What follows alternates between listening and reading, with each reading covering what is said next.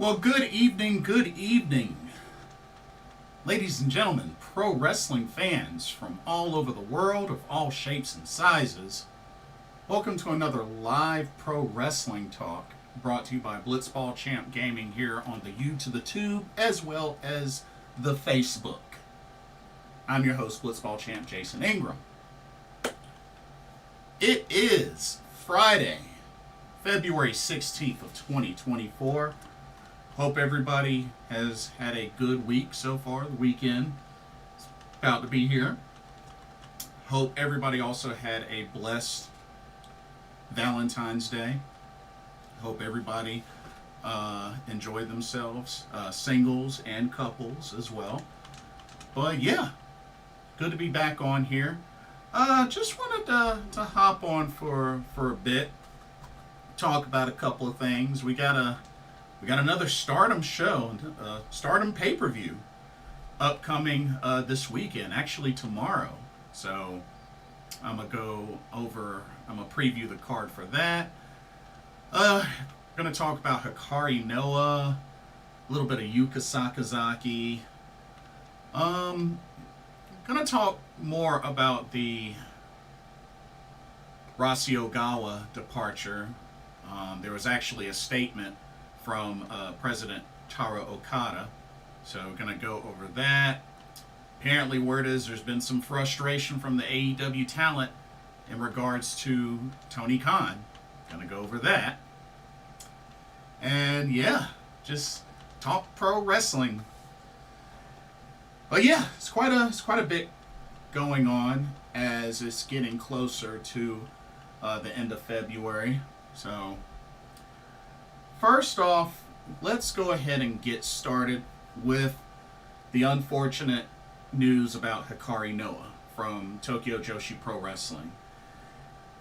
It was announced that she has decided to take time off, so she will be on hiatus. No time has been determined, like as far as how long, but apparently it's due to personal reasons.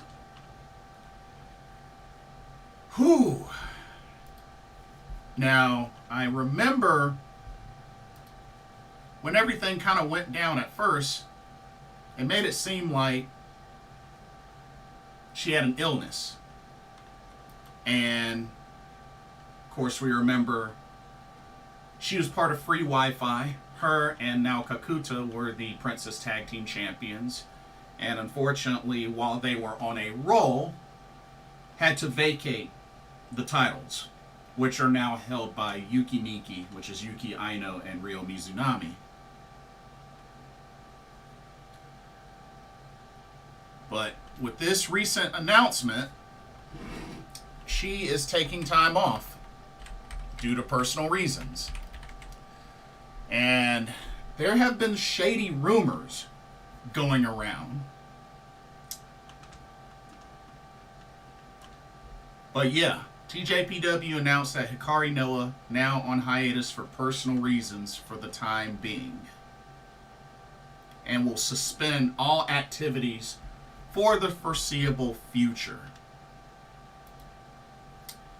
Her last appearance was this past December when she went up against Maki Ito, which wasn't too long after the defense of the Princess Tag titles at the TJPW in Los Angeles show. Which I believe that was the TJPW Prestige show, if I remember correctly. It was that show. But yeah, because they did defend the tag titles. They defended them against, I believe it was against Shaza McKenzie and Janai Kai. Yeah.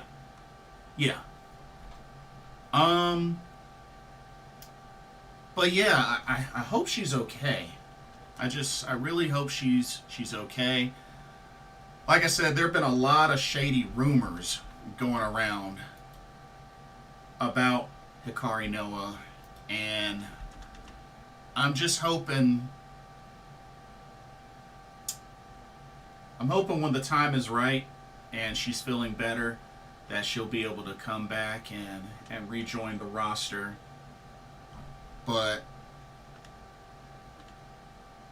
yeah, I mean, it sucks to see when things like this happen, but at the same time, you know, the only thing we can do is pray and hope that these wrestlers take care of themselves. Hopefully it's nothing too incredibly serious.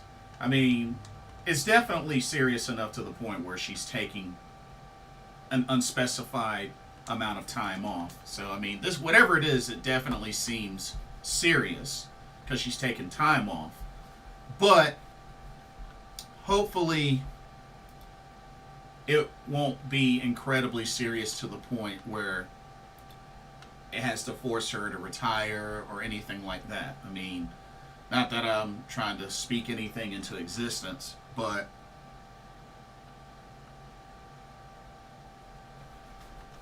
I mean, the only thing we can do is wait.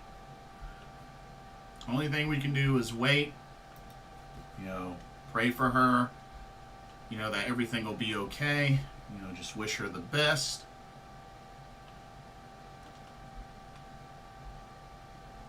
I mean, that's really all I can say. I mean, I hope she'll be all right. I know it was unfortunate that Free Wi-Fi had to vacate the titles because they were on a roll. They were definitely on a roll. But just have to hope and pray that Hikari Noa will be all right and that she'll recover from whatever it is she's going through. But, you know, prayers going up for Hikari Noa. And also, that also includes, you know, her participation as part of the Up Girls. She's stepping away from that as well. But, yeah. It's definitely different without free Wi-Fi around lately. And it's a bummer because I was hoping that they would be able to make the trip for the TJPW and Philly show. Which now Kakuta will still be there, but still, you know, free Wi-Fi, you know, they've been on a roll. They were definitely on a roll ever since winning the tag titles, and it really would have been awesome to see them go at it against Daisy Monkey, but it is what it is. Hey, what's up, Furious? Welcome to the stream. Says, I pray Hikari is alright. Same here. Same here. I hope it's not, like, extremely serious. I mean, yeah, she's taking time off. We don't know how long, so it's definitely something meaningful. And unfortunately, there have been a lot of shady rumors going around, but I mean, if she's got to do what she's got to do, so be it.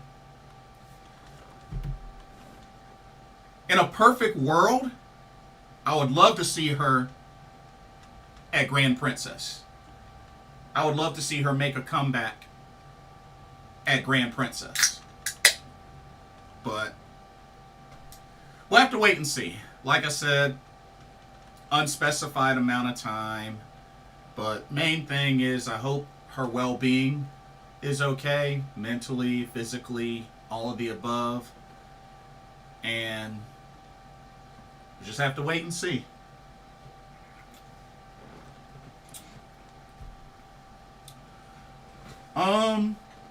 We had some weirdness happen lately where Yuka Sakazaki was off of the AEW roster, but now she's back on there. She's back on there.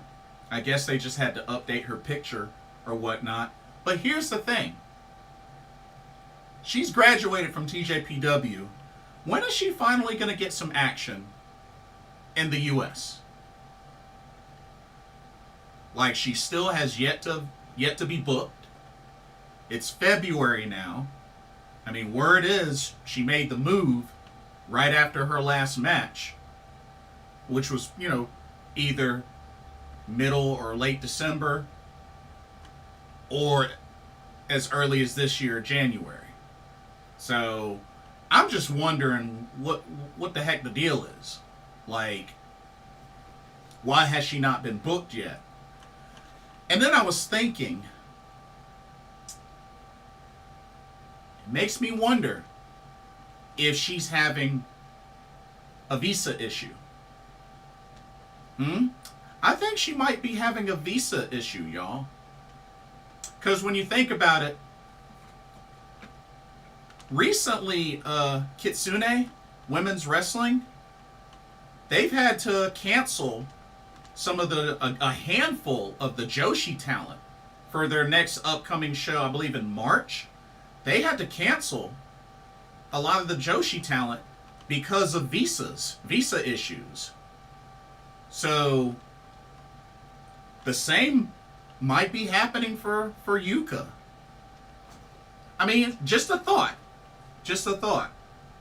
But don't y'all find it kind of odd that she hasn't been booked yet? She hasn't been announced for anything. Nothing since she graduated from TJPW. Like, I don't know what the deal is. Like, Therius says, dude, I know. What's going on? Yuka's been pretty quiet on the whole booking situation, too. She hasn't posted much on X. Yeah, that's true as well. And that's why it's making me think maybe a visa issue. And maybe it's just been kind of hush-hush about it, but being that Kitsune just recently had to cancel a lot of the Joshi talent appearances for their next show, it makes me wonder if that has something to do with it. You know, I was just thinking about it because, like, last time I checked with Kitsune Women's Wrestling, I think they had to cancel like 7 or 8 Joshi talent. It was a big number. It was a big number. I don't remember specifically the number, but it was a handful. I think Unagi Sayaka's still confirmed.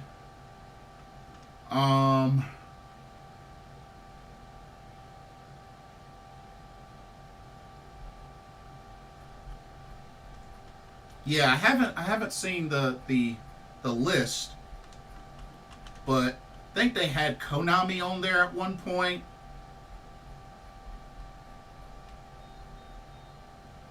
They had a couple of folks. I'm trying to think.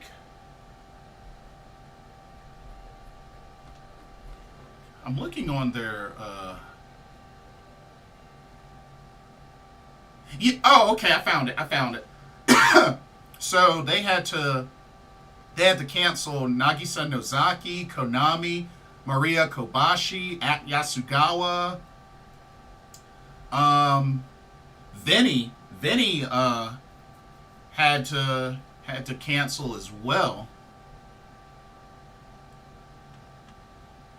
But yeah, that's what, 1, 2, 3, 4. That's 5 right there. But I think some more had to cancel as well. But yeah, visa issues. So it's just, that's unfortunate. You know, as somebody that has worked with international college students, you know, it's rough. I've heard stories. It's rough sometimes going through the whole visa process, whether it's, you know, a marriage visa, a work visa, tourist visa. You know, I hear that the process can be rather annoying.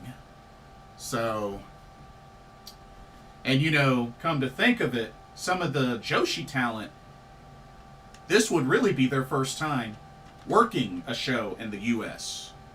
So, you know, it's not normal for some of them, which is understandable because made a name for themselves wrestling in Japan throughout their career. So I get it. I definitely get it. I just think it's unfortunate. And, going back to Yuka Sakazaki, which you would think would be easy, being that Yuka has competed in the U.S. before, especially through AEW. She's competed in the U.S. AEW, ROH. But I don't know. That's really the only thing I could think of that might be the issue is visa issue. If not, then I have no idea. But then again, going back to AEW and how their women's division gets booked sometimes, that's also something to keep in mind. It definitely hasn't been the best. So, yeah.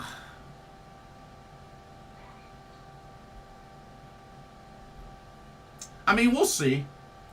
Shout out to Kitsune Women's Wrestling. I hope they can, recover from this and still put on a great show March 24th. I think there was one post that they were even at one point trying to book Asahi. Which that would have been really cool. It sucks that, she passed, but that would have been really cool because I think that would have been her first time wrestling in the U.S. And, she's become quite an excellent wrestler, at such a young age. So,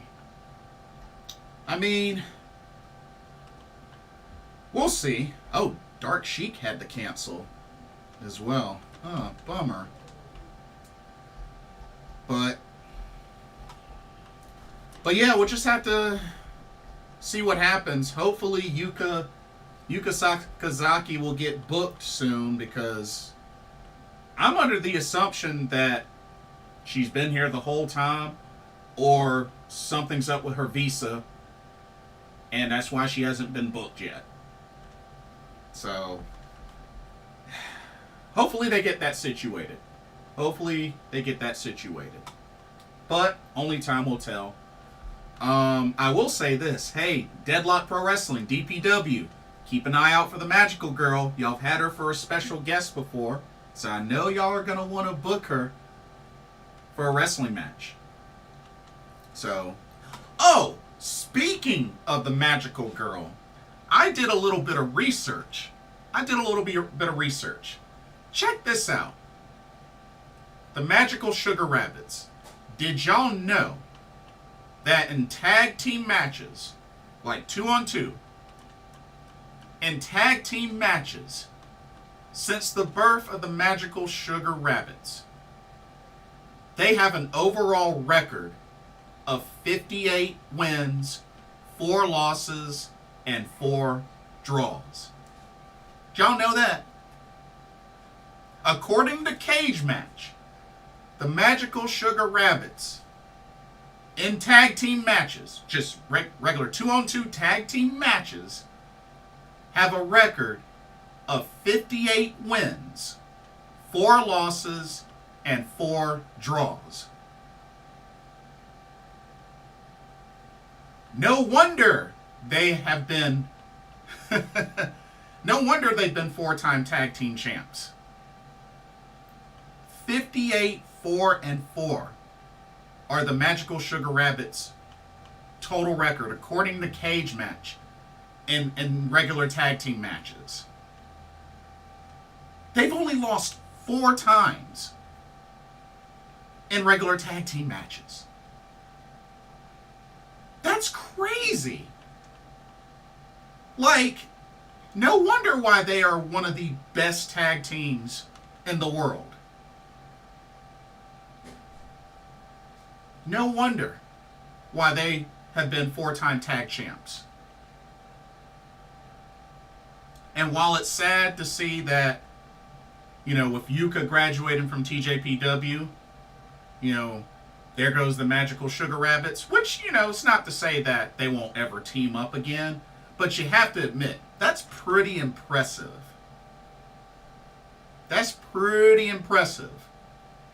For for a team like that to have teamed up for as long as they have and to have a 58-4-4 record. That's impressive. That is impressive. That just goes to show very strong booking for the Magical Sugar Rabbits in their career.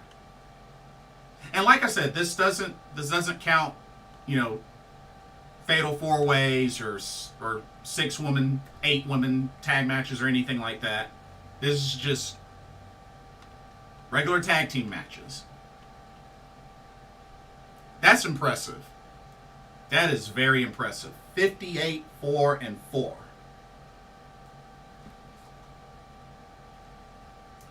So, I can understand why many fans will miss the Magical Sugar Rabbits teaming up. Yuka Sakazaki, Mizuki, the Popping Sugar Rabbit, and the Magical Girl.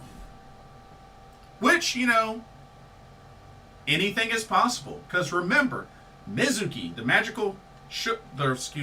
Popping Sugar Rabbit, Mizuki, has competed in AEW before. So it isn't impossible that these two could reunite in AEW at some point. So there is hope. There is hope. Anyway, I had to share that because I was still very wowed by looking up that stat. But yeah, check it out. It's on Cage Match. I had to do some research and I kind of had to tally up everything. But yeah, 58-4-4. Magical Sugar Rabbits. Okay. Next up, I wanted to talk about a recent post. So, President Taro Okada of Bushiroad Fight had a statement about the recent departure of Rossy Ogawa. Yeah, I'm gonna read through this. Let me get a sip here.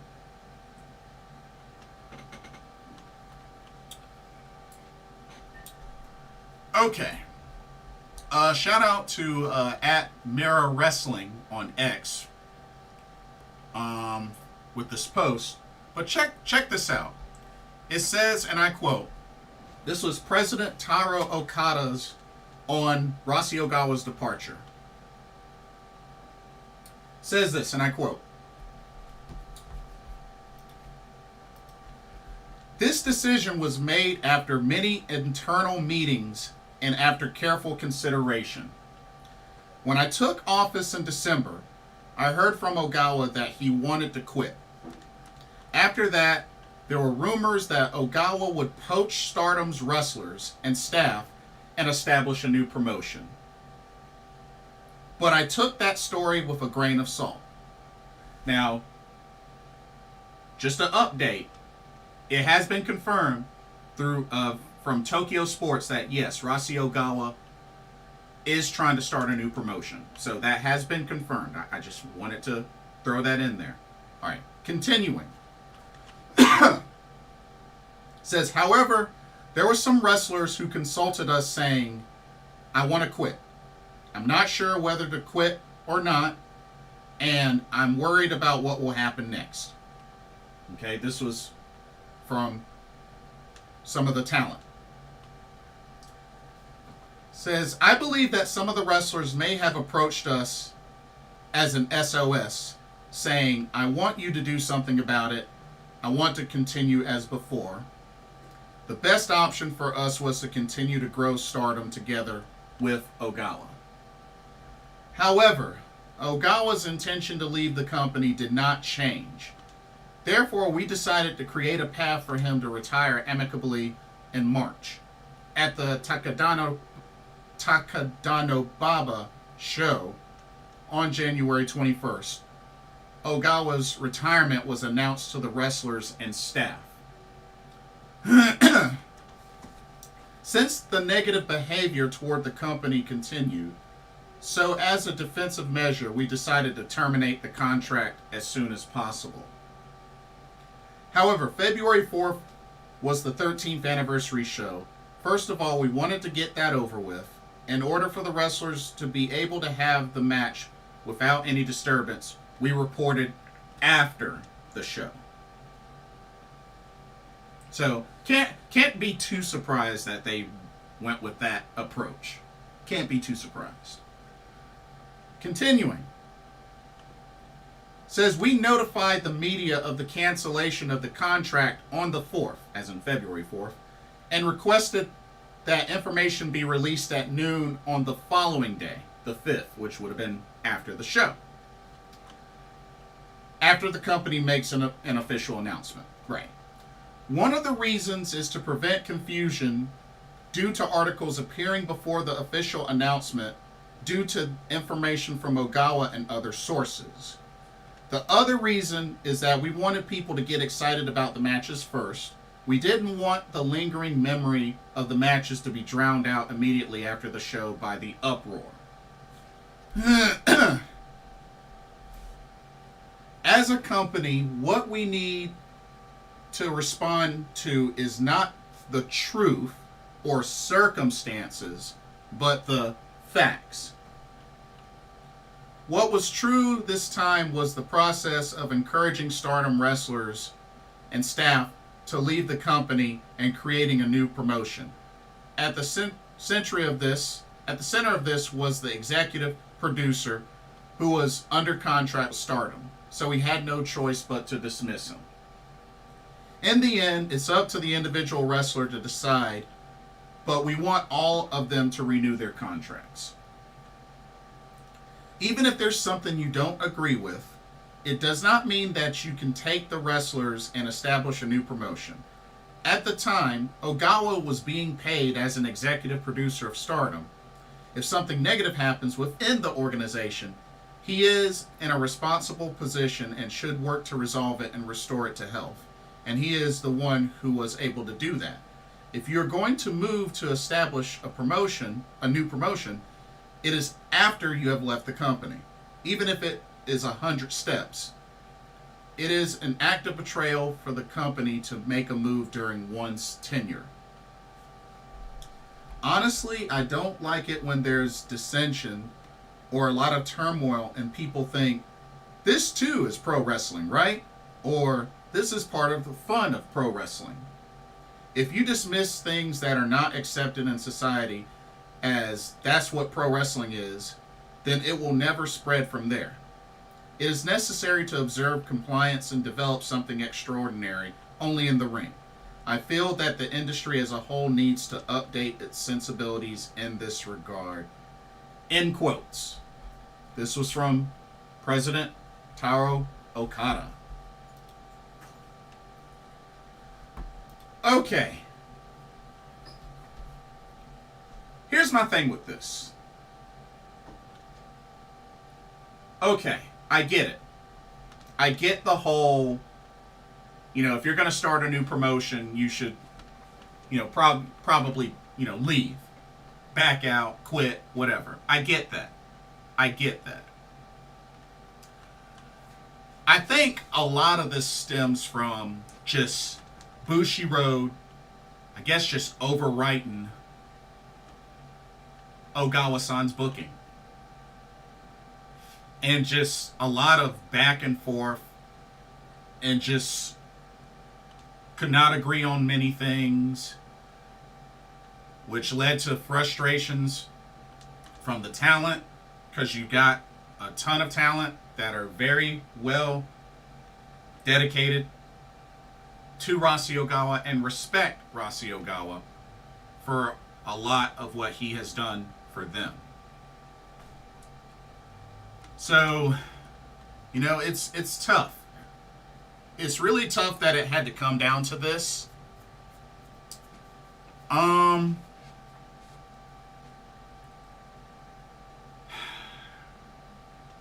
Could this have been handled better? Probably, yeah. I'd say this could have been handled better.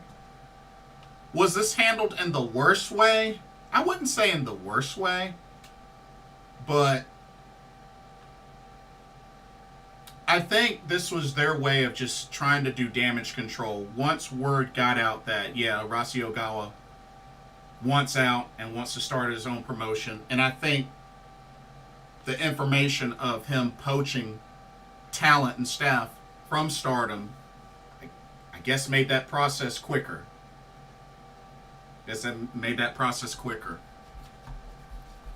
So, it's rough. It's really, really rough.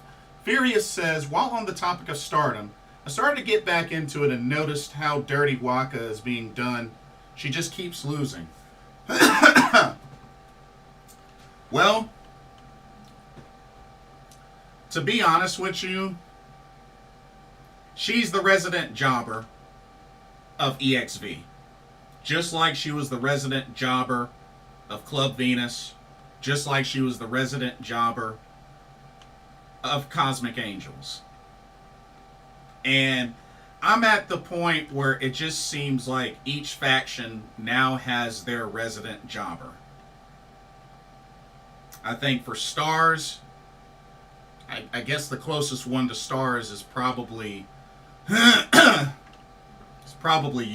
since she just joined. For Queen's Quest, it's Lady C, and maybe Miyu Amasaki.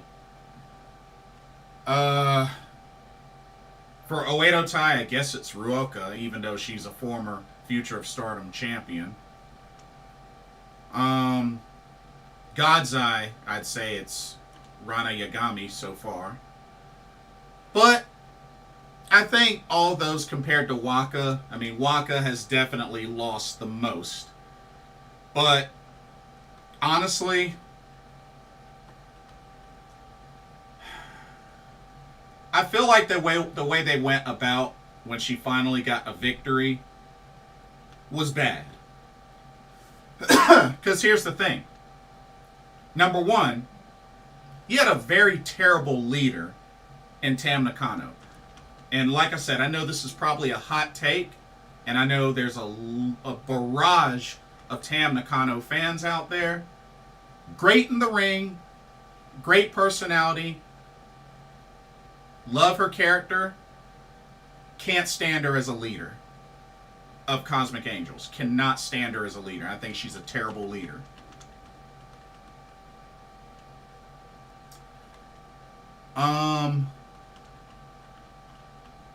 It's real funny how,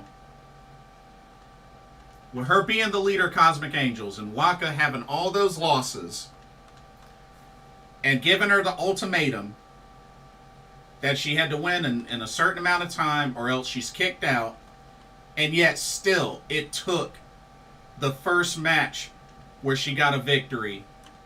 It ended up being a tag team match anyway with Tam Nakano as her partner. That made no sense. For somebody issuing that ultimatum and then to turn around and be their tag team partner for said match that they ended up winning, it just really devalues it. Now, I know a lot of folks are going to say, oh, but she pinned Nene Takahashi. Yes, I understand that. And tag team yes, I understand that. That is a big deal. I'm not taking anything away from that. But it's the fact that it was a tag team match. It was a tag team match, y'all. Not a singles match. She didn't finally get her singles victory until Cinderella tournament. That's when she finally got her singles victory. And honestly, I truly felt like the best thing to really get a true Cinderella story going, she should have won the Cinderella tournament. She should have won the Cinderella tournament.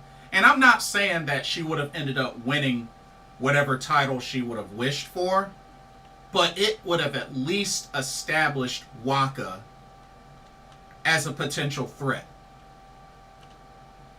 It would have made Waka Mania a lot more believable. Because let's keep it real, y'all. Waka Mania ain't believable anymore. Waka Mania was a thing maybe for like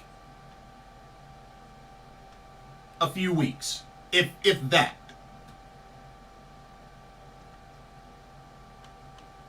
Her competing in the Cinderella tournament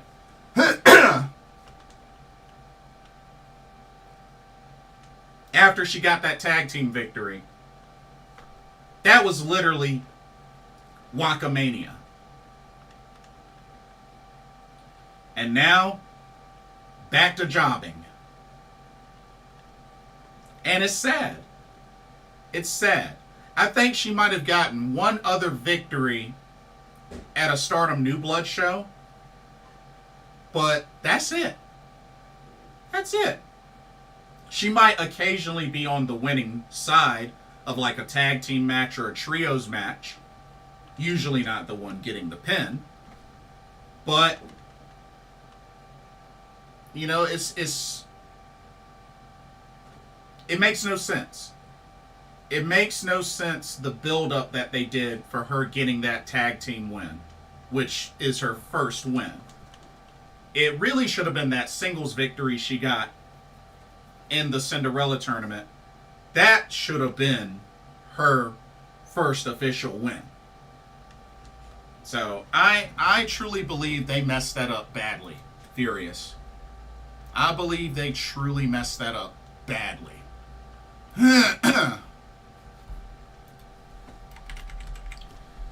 And it's a bummer, too, because I like Waka. I like Waka. You know, she did an excellent job producing Moondom. You know, the show that they dedicated to foreigners to watch, and it was in English. She did a great job with that. She did a great job.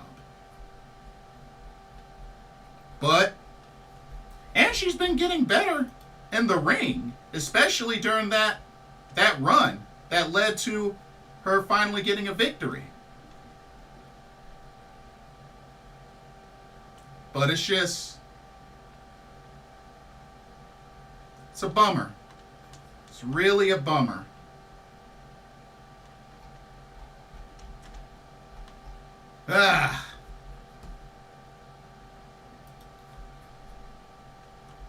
But, I mean,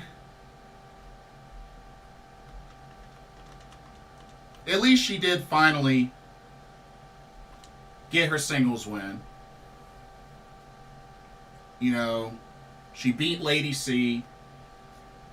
And she even beat Saki Kashima. Like I said, she was on her way. She was on her way to the finals.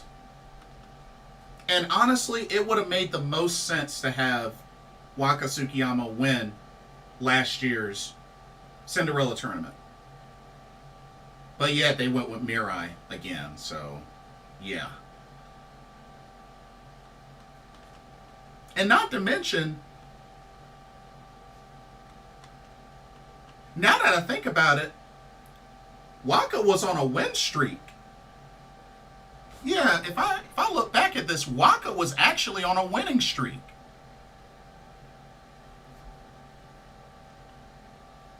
So check this out. It was March of last year, March 25th of last year. That was when, you know, Waka got her first victory. That tag team match, her and Tam against Kairi and Nene Takahashi. She pinned Nene Takahashi. Alright. Then she had the Cinderella tournament first round. She beat Lady C. Then there was a trios match, which she was on the winning side. Then quarterfinal, beat Saki Kashima, so that's 4 in a row. Then there was a time limit draw on another trios match. And then she won another trios match. And then a regular tag team match where her and Jessie teamed up, beat Hanan and Momokogo.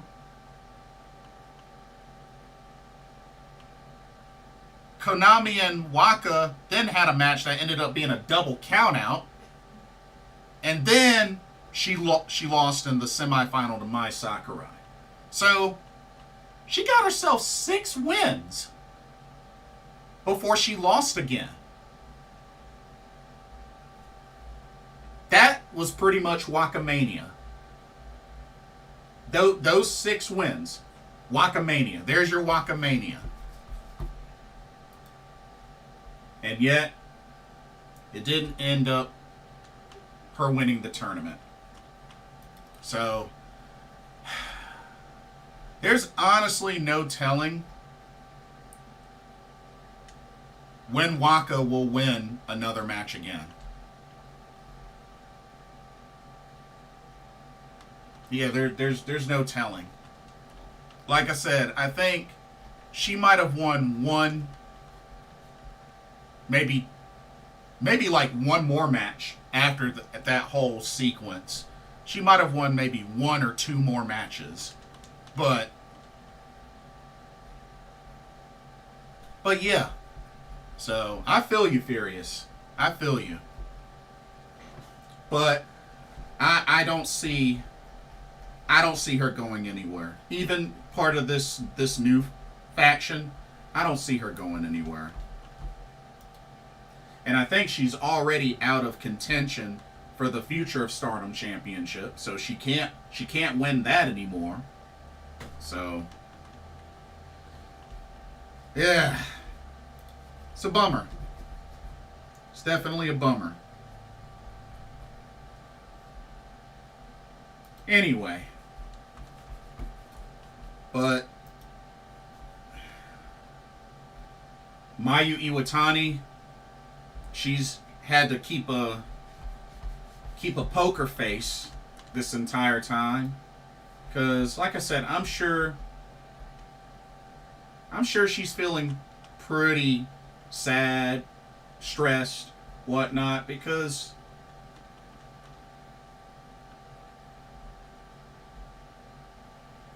I mean, she doesn't know what her status will be within the rest of this month and going into March.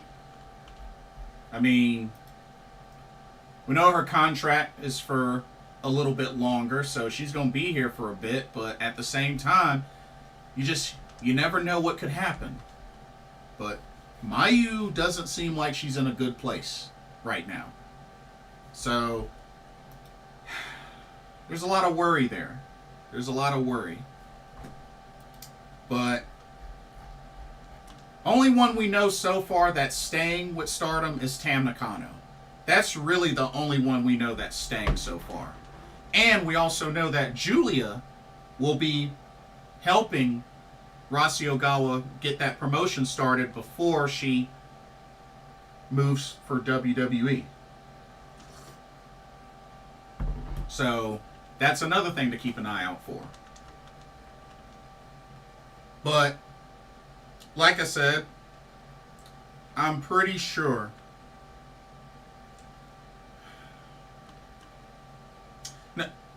Let me rephrase my words.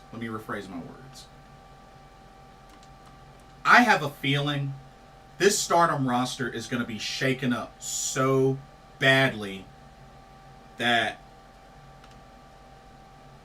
honestly, by the time we get to the Cinderella tournament, because remember, the Cinderella tournament starts beginning of March. I believe March 9th. That'll be here before you know it. There's no telling what the Cinderella tournament roster is going to look like.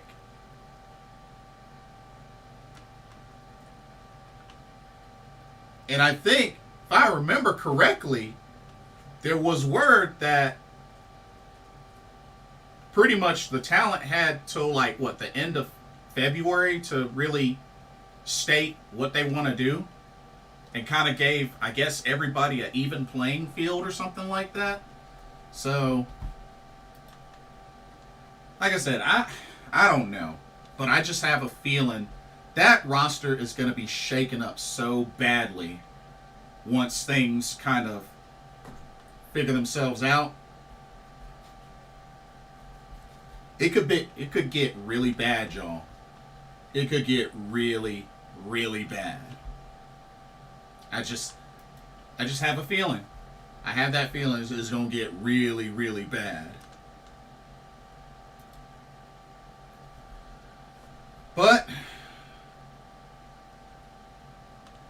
Hope for the best, prepare for the worst. That's all I can say. That's all I can say about that. Hope for the best, be prepared for the worst.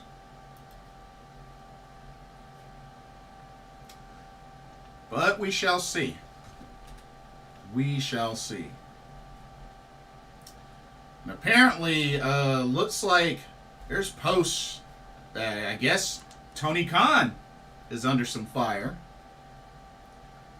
So, apparently there's a report that AEW talent is reportedly frustrated with Tony Khan, feeling the popularity is steadily declining, even though Tony Khan presents the product in a stronger light. And there's a quote here. It says, there is also frustration from a lot of circles since talent comes to the shows and sees the smaller crowds since the start of the year. Khan always paints a positive picture about the company being stronger due to increased revenues or bringing up ratings. And there's the feeling that popularity is declining overall and changes have to be made to turn it around, and he's acting like everything is fine. Ooh. Well, I mean,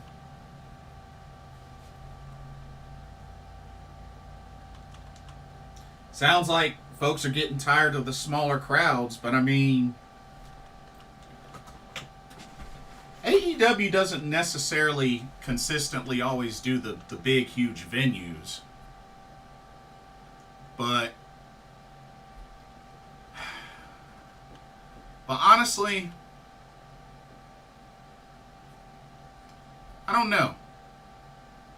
I feel like a part of me would suggest to take this with a grain of salt. But if this is really the case, it would not surprise me. It wouldn't surprise me. But I say for now, take it with a grain of salt. Take it with a grain of salt.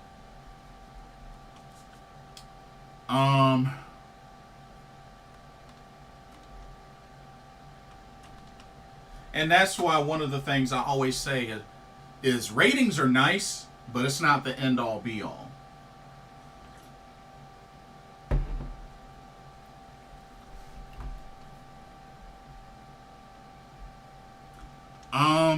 And I'm sure there's a lot of folks disappointed with the current trend of excuse me, the current state of Ring of Honor, ROH. Because I mean, when you think about it, right now, Ring of Honor has only had what, 2 or 3 pay-per-views or something like that since they were revived. And you know, all their stuff is taped and on Honor Club. And I'm pretty sure a lot of the die-hard ROH fans had higher expectations, or some of them even regret Tony Khan even acquiring ROH. But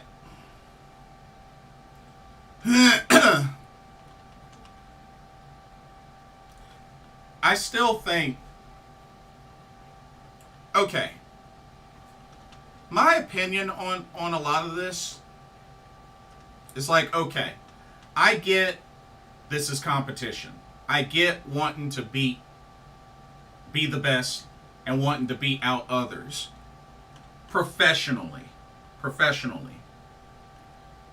But I think a big thing for Tony Khan, and this is just my suggestion, just like I said, I've never been a part of the business. I'm only a fan. But I truly feel like he could use a booker and him not being the main booker. Whether he needs to get 1 or 2, or maybe get one dedicated to ROH, one dedicated to AEW, so be it. But I truly believe he needs to get Booker. He needs to get a Booker and instead of him not doing all the booking. Instead of him doing the booking. That's how I feel about that. Because I think he's trying to do too much. I could be wrong, but I think he's trying to do too much. But, I mean, I'll be at AEW Revolution. I'll be there with my dad. I mean, it's in Greensboro, North Carolina. And, you know, I always enjoy, you know, just watching pro wrestling. I mean, that's a part of me. And I know it can always get better. There's room for improvement. But at the same time, I mean, the only thing I can say for Tony Khan is I just think he needs help. And I get wanting to be the best, but don't let it be your ultimate driving factor is to stick it to, say, WWE. You know what I mean? If you're so driven on just sticking it to WWE, then I really feel like it's for the wrong reasons. I think it's for the wrong reasons. Because like I said, if it were me, for myself, I'm not saying that we got to be buddy-buddy or whatnot. Like, companies got to be super-duper buddy-buddy. Because at the end of the day, I would want to do better than them professionally, but not maliciously. If that makes any sense. You know what I mean? Like, if another company or another promotion does something spectacular, I would be like, oh man, that was awesome. Ugh, why didn't I think of that? Dang. Well, gotta try to figure out something to top what they did. You know what I mean? Like, and that's how I would go about it. That's how I would go about it. But I feel like with Tony Khan, you know, just trying to stick it to WWE, and then, you know, the supposed, you know, bye-bye Rossy post that he made, and, you know, the lashing towards Rossy Ogawa with him getting fired, that's just a bad look. It's a petty / bitter bad look.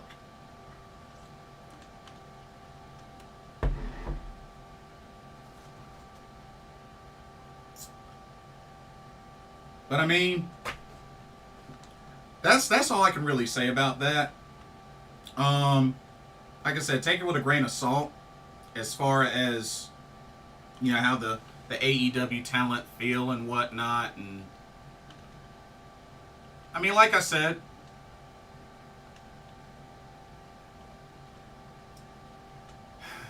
AEW has room for improvement, for sure. And, you know, I hope they can get there. And, you know, like I said, I'm looking forward to AEW Revolution. Like, the card is shaping up nicely. So, I mean, we'll just have to wait and see and hope for the best. But I just think Tony Khan needs some help. I mean, storylines, women's division. I mean, there's a lot of areas. I'm not going to say they're trash or anything like that. I'm not going to say that because, I mean, you know, I watch AEW. You know, I try to support pro wrestling in general. I'm not one of those tribalistic fans because, honestly, I think tribalism is the most unfortunate thing in existence in pro wrestling.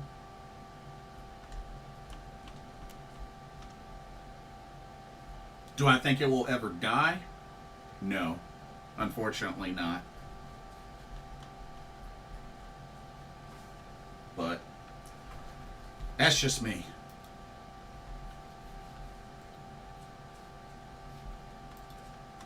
Anyways, ooh, Ice Ribbon has a show this weekend as well. This Sunday, actually. Ice Ribbon Kamada.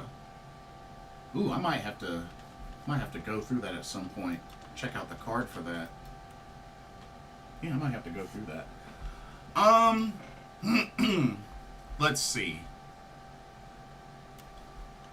Well, might as well go ahead and jump into the preview for Stardom at Korakuen Hall for this Saturday, February 17th.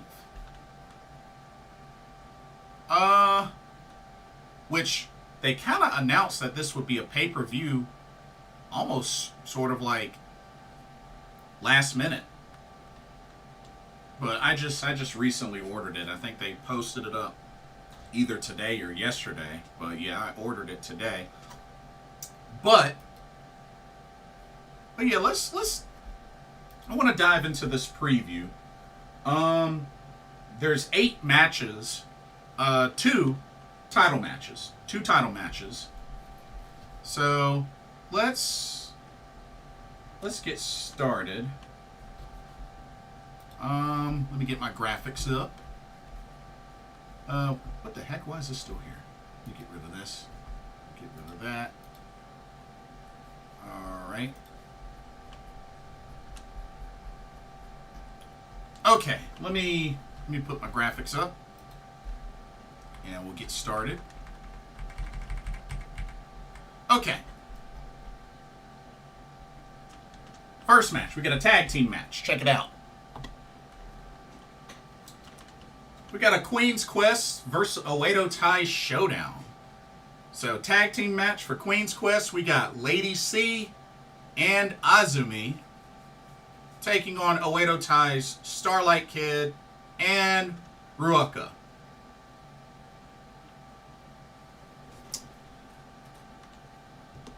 I had to really give this one some thought.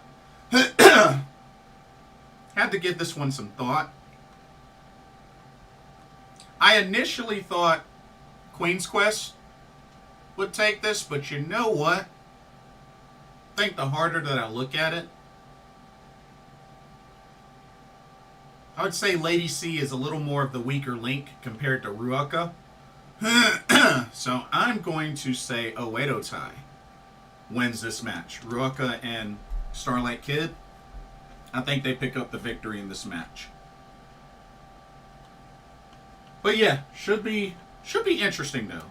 Should be interesting. I know Lady C recently had a singles match with her leader Utami Hayashishita, so it was a real tough one for her. But it'll be interesting to see how this goes, but I'm going with Oedo Tai. Going Oedo Tai. Alright. Let's see. What's our next match? Let me just make sure I got that. Okay. Next match. We got a singles match. Check this one out. Alright. We have Suzuki taking on the newest member of God's Eye, Rana Yagami. Now, of course, this is an easy pick. Got to give it to Suzuki.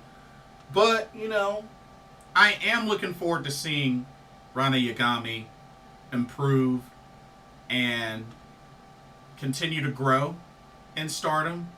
And she's definitely in the right faction with God's Eye.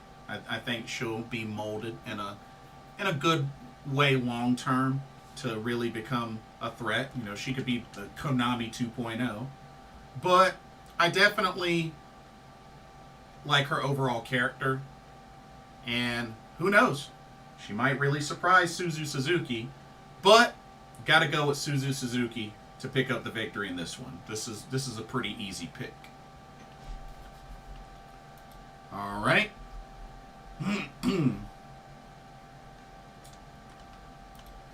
All right. Let's go with this next one. It's another singles match. This will be quite a weird one. We got a singles match with the which is non-title. It's a non-title match. The high-speed champion Seira taking on Waka Tsukiyama of EXV.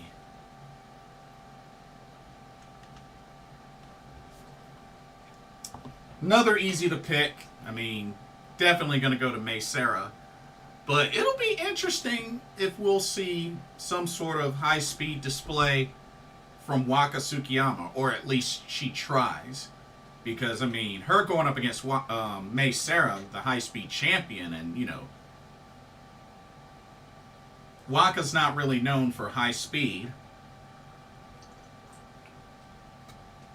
So it'll be interesting to see how she hangs with Seira.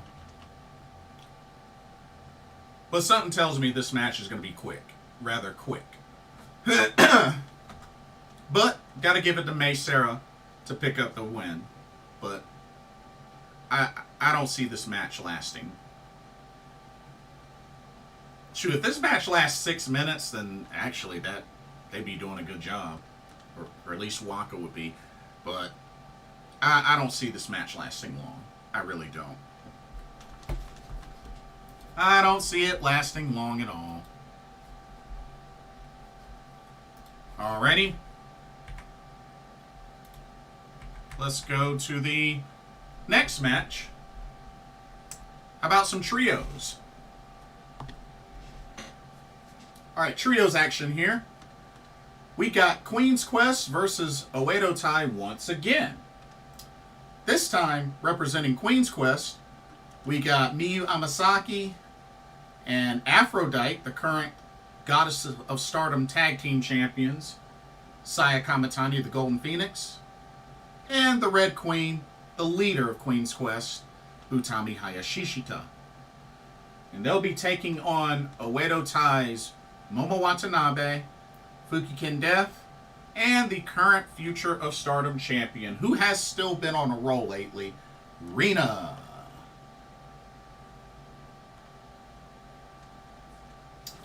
To be honest, part of me feels like this could go either way. But because I picked Oedo Tai to win in the opening match, I'm going to go with Queen's Quest to win this match. I just think the aura and strength of Aphrodite will be the determining factor in this trios match. So I'm going to go with Queen's Quest to win this trios match over Oedo Tai. Should be good. Should be really good, but I could see it going either way, but I got to go with Queen's Quest. Okay. Let's see. What's the next one? All right. We're going to shift gears to 8 women tag. 8 women tag team action. Let's see here. Ooh. This should be really good. Check this one out. We got Stars versus God's Eye. So, representing Stars, we have Yuzuki, their newest member, who won the Future of Stardom tournament this year. So we got Yuzuki, we got Hazuki, and also joining her Fukuoka Double Crazy tag team partner returning to action is the Little Bear Koguma. And the leader of Stars, the current IWGP Women's Champion, Mayu Iwatani. So Stars against God's Eye, made up of the current Artists of Stardom Trios champions of leader Syuri, Mirai, and Ami Sourei. And we got Saki Kashima.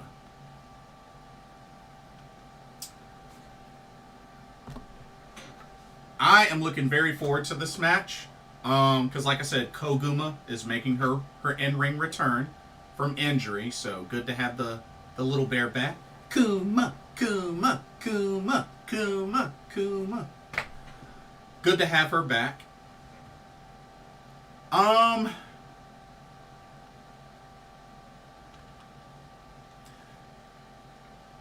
love both of these factions.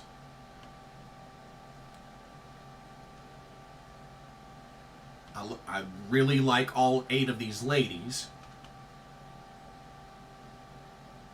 But you know what? I'm gonna go Stars for the win. You know, Koguma's just returning. I think it'd be nice for her to return to a win. So I'm gonna say Stars picks up the victory, and who knows, maybe Koguma gets the pin. That would be cool. I'd be down for that. You know, but I'm okay if God's Eye wins as well. Like, it doesn't matter to me. I already like this matchup. I like both of these factions. So, I'll be happy either way. But I think it would be nice if Koguma returned to the ring and got a victory. So, I'm going to go with Stars.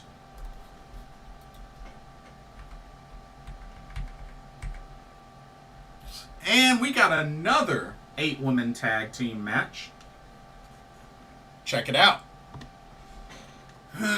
So this time, we got EXV versus Kozen, aka Cosmic Angels. EXV, Empress Nexus Venus.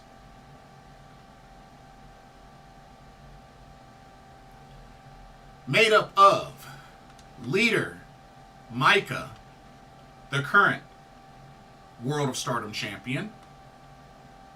You got Mina Shirakawa. You got Hanako and Xena, who returned not that long ago. And they will be taking on Cosmic Angels, made up of leader Tam Nakano, the current Wonder of Stardom champion Syuri Ano, Yuna Mizumori, and their recent addition, Sayaka Kurara.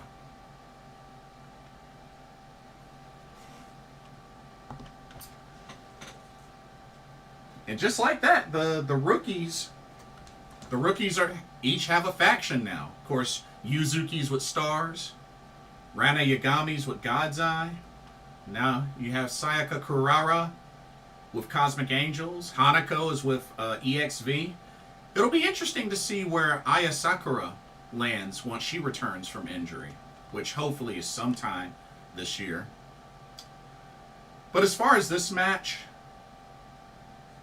they've been building up Micah versus Tam Nakano quite a bit.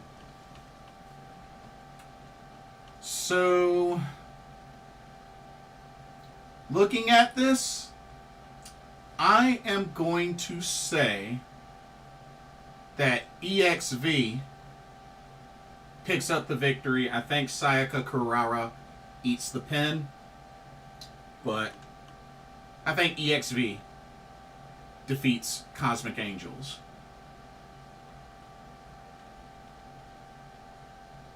But yeah, should be good. Should be really good. I know EXV is the newer faction, but I think they're going to pick up the victory. Okay. How about some championship matches, ladies and gentlemen? We got two. Alright, first up. The New Blood Tag Team Championships will be on the line. And I got a feeling this is going to be a great match. We got the champions, Wingori, made up of Stars' Hanan and Saya Ida, taking on the team of Mai Sakurai and Chan Yoda. Now, I will say that the team of Mai Sakurai and Chan Yoda are a very intriguing team. You know, and they have teamed up before. They've had some success as a tag team. Wingori, they've been teaming up for quite a long while. And, you know, they've been on a roll lately. They've definitely been on a roll. You know, Wingori definitely has an opportunity for an epic run with the New Blood tag titles.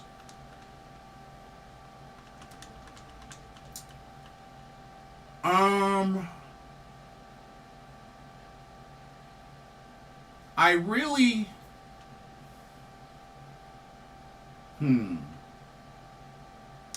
There's always that opportunity that Mai Sakurai and Chan Yota could win this match. Because, I mean, you got to remember, the first champs were Starlight Kid and Karma of Unique Glare.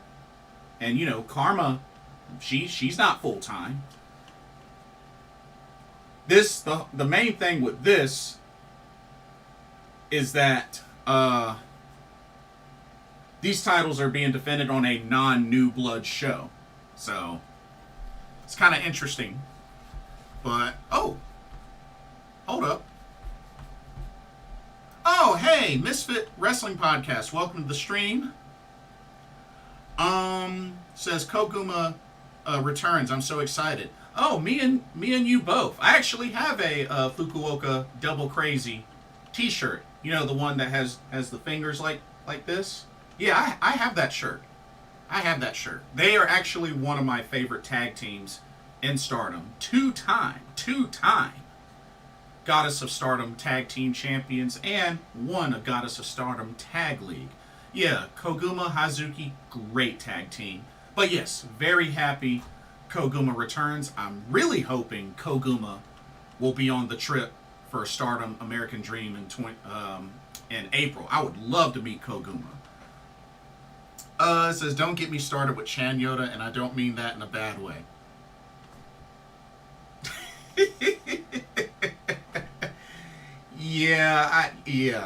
I know exactly what you mean. Yeah. Dude, one of the recent clips I saw of her, she was doing a sumo wrestling match with some other woman. I don't remember what her name was. But she was doing like sumo wrestling matches, and you know, Chan Yota, she's strong. She's strong, you know, and she's getting better in the ring. You know, I've been seeing some of her matches. She's been getting better, but yeah, she's pretty built. But yeah, it was a funny sumo wrestling clip, and she threw this one girl out. So, Koguma looks so much different than the last time we saw her. Yeah, I believe she lost some weight. I think she lost some weight. If y'all know Chan Yota's background, you know exactly. Yeah. I do. Yeah.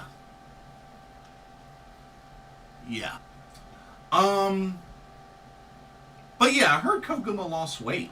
Or it looked like she lost weight. But,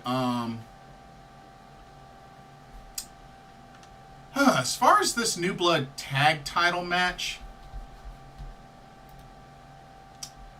part of me could see Chan Yota and Mai Sakurai winning.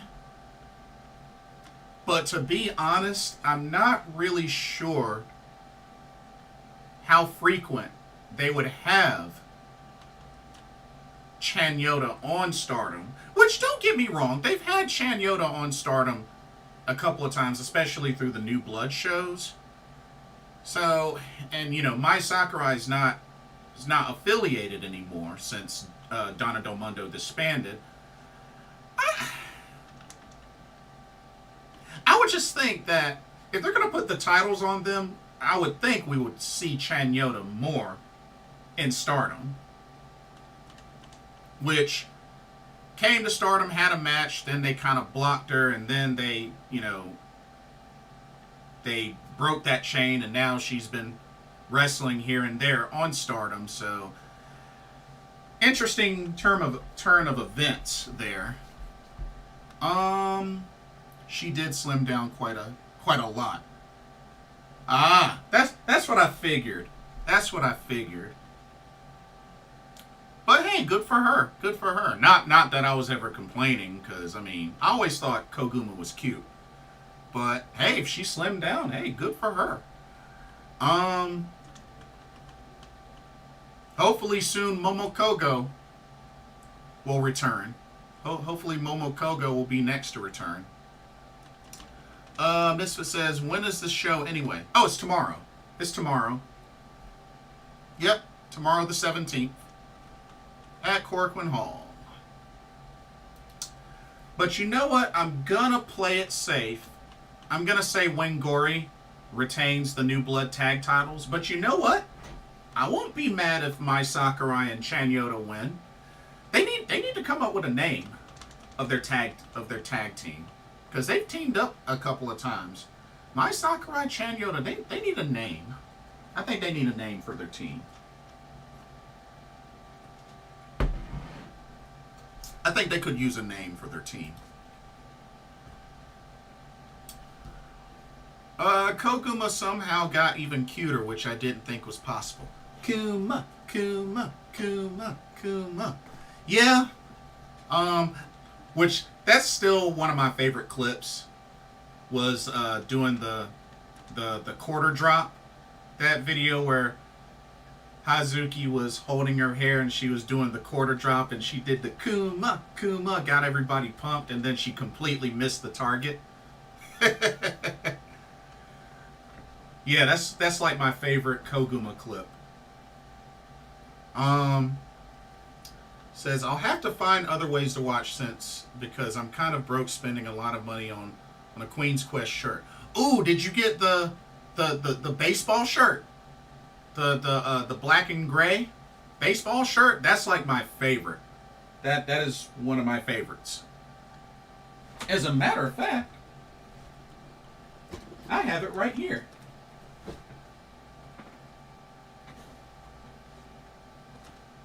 Yeah, it's one of my faves. Definitely, I'm still thinking about, I'll probably take this with me on the Philly trip, but I'm still thinking about what I want to wear to that Stardom American Dream show, because I don't know what I want to wear. Because I got a lot of Stardom gear.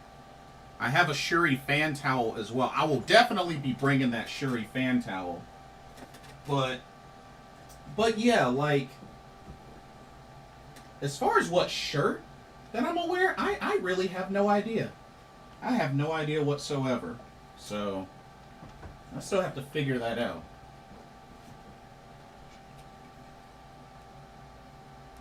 Oh, it was a blue Queen's Quest 2023 shirt. Oh, okay. That's cool. Nice, nice.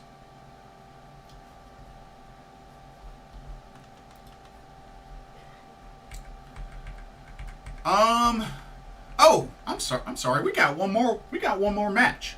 One more match, which I assume will be the main event. One more match. We got the NJPW Strong Women's Championship on the line. As the champion, Julia will defend against the leader of Oedo Tai, Natsuko Tora.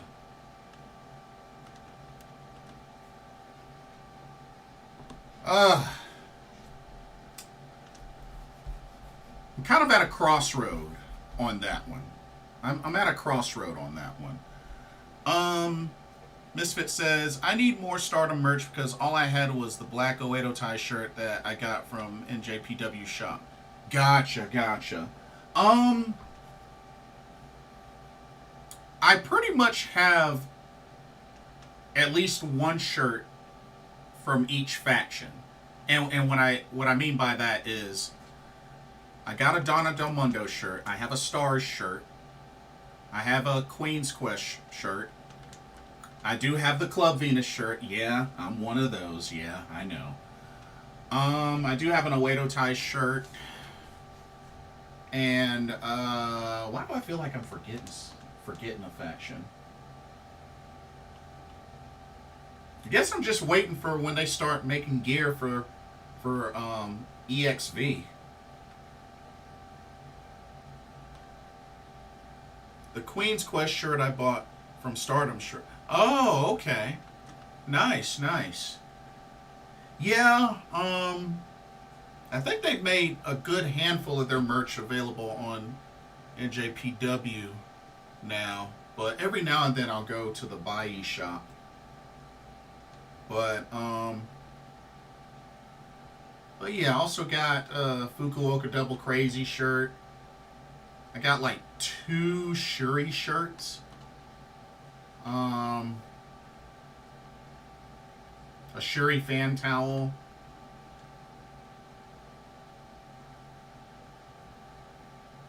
I want them to re-release the single character shirts because I missed out on those. Yeah, it would be cool if they did that. Yeah, it would actually be cool if they did that. Because I would love to get a Ami Sore shirt. I would love to get a Momokogo.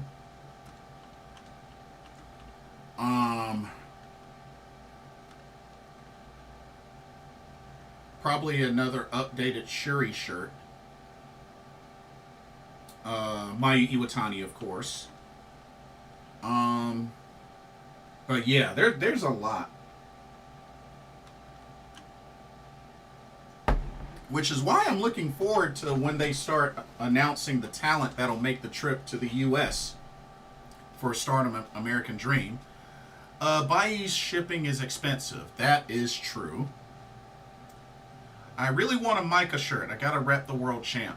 Yeah, Micah. Hopefully Micah has a great run. I do have a Himeka shirt. I was able to get one. Pretty much the one where she's in the entrance gear. But yeah, I definitely got a Himeka shirt.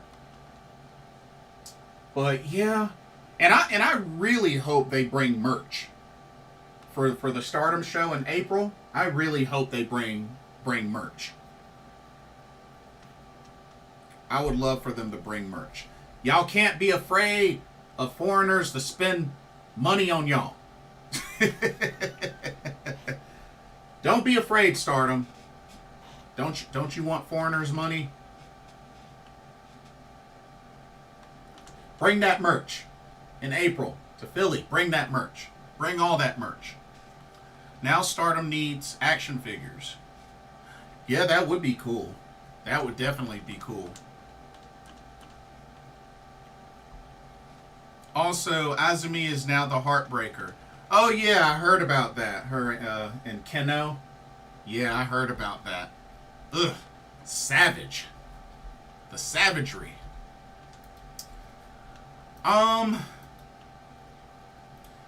About the match, I don't know, y'all. I just don't see Natsuko Tora being the one to dethrone Julia. I don't see it. I don't see it. But I mean, but the tough part is, because we got to remember, Julia is not booked for the Windy City Riot show, because her contract will be expired.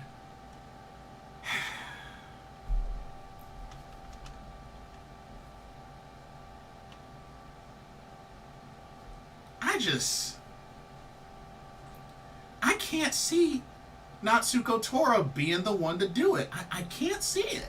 I cannot picture her as strong women's champion. Like,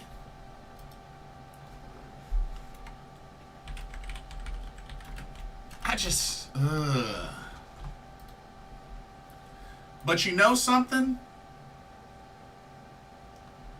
This would be her first singles title in her career. Remember, she's never had a singles title. So, I mean,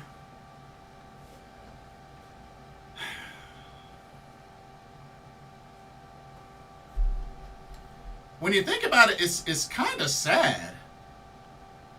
Because Tora's been there since what? 2016? Well, not as long as some of the others, but I mean, she hasn't won a singles title, so I mean, Misfit says Julia versus Tora. Yeah, I don't know if Tora's going to be the one. Neither is Julia sticking around after her contract expires. I mean, I can picture Tora as strong champion, just not right now. I mean, part of me can't picture it, but part of me is like, well, she hasn't held a singles title. So I just don't see her being the one to dethrone Giulia. Honestly, I don't even know who would be the right one to dethrone Giulia, to be honest with you. But it's like,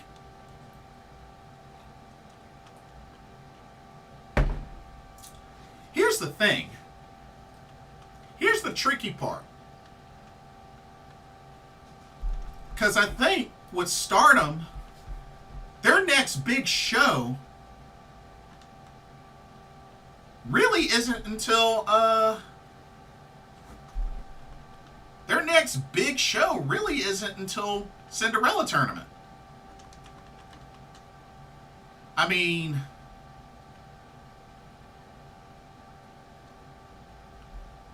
because I feel like all these other shows, you know, Stardom in Shibuya, and Utsunomiya, Kanazawa, Joetsu, I mean,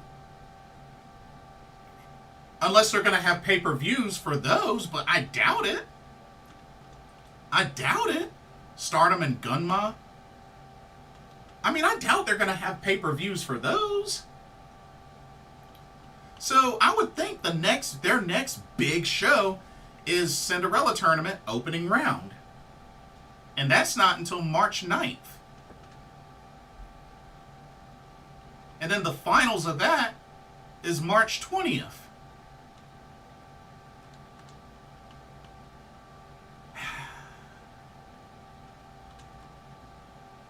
So,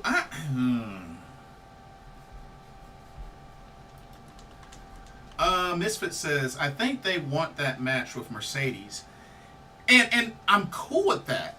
But when, though? Like, when would they be able to fit that in? That's the only thing. Now, what I think could possibly happen is maybe Giulia's contract expires. She defends the title in AEW against Mercedes, and then that's how she drops the title? Perhaps. But when? I have no idea. Now, rumor is that AEW might be planning a big show for the month of April. Because remember, Double or Nothing's not until May. But there is a rumor that they're planning a big show in AEW for the month of April. So maybe that could be when they do Giulia versus Mercedes Moné, strong title on the line. Honestly, that's starting to make a lot more sense to me than any other option. Because if she's not going to be booked for Windy City Riot, then that's really the only other thing I can think of. So,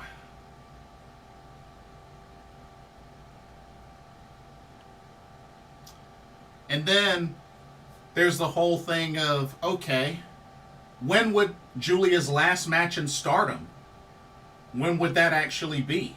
That's another thing to think about. When would her last official match in Stardom actually be? So, it's a lot to think about. It's a lot to think about. But I'm going to play it safe and say Giulia does retain against Natsuko Tora, just because I don't see her being the one to dethrone her. So I'm going to play it safe and say Giulia retains. But only 2 title matches for this show. 8 total matches. 2 of them are title matches.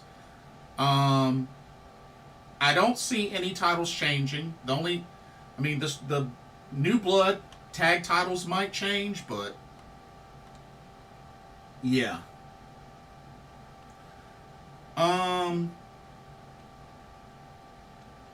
Oh, Misfit, that's a good reminder. AEW doesn't want Giulia. That is the problem. That's right. Tony Khan has said that he doesn't want Julia. So, I mean, with that being said, that's a good reminder. Well, then realistically,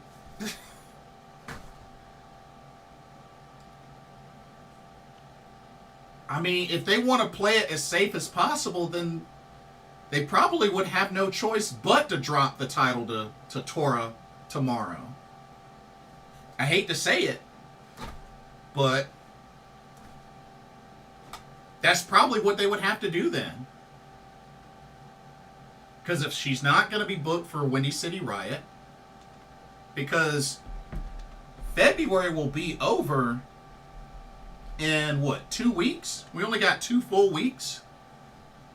So we got a full week next week, a full week and 5 days. Or excuse me, yeah, a full week and 5 days left in February. So that's not a lot of time. That's not a lot of time. And the only shows that they have left in February are, so this Saturday and this Sunday. So this Saturday and this Sunday. Next Saturday and Sunday. And yeah, that's it. Those are the only remaining shows that they have in February for Stardom. Tomorrow, Sunday, next Saturday, and next Sunday.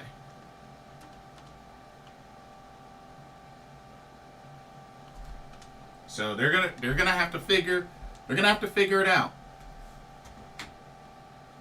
Now, I don't know if Julia's contract is up as soon as it gets to March or end of March or whatnot. Now, if it's at the end of March, then okay, she has a little bit more time. Perhaps they can have her drop the title at one of the Cinderella tournament shows.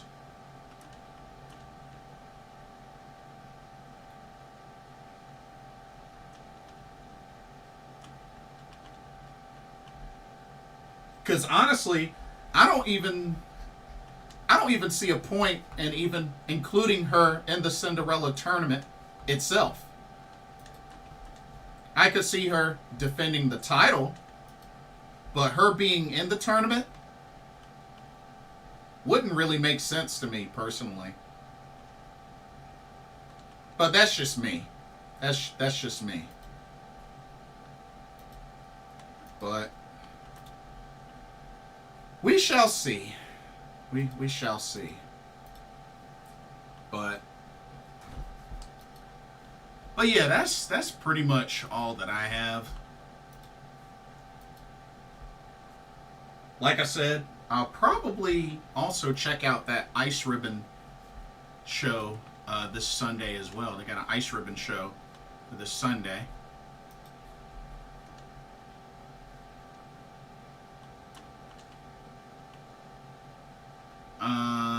Let's see.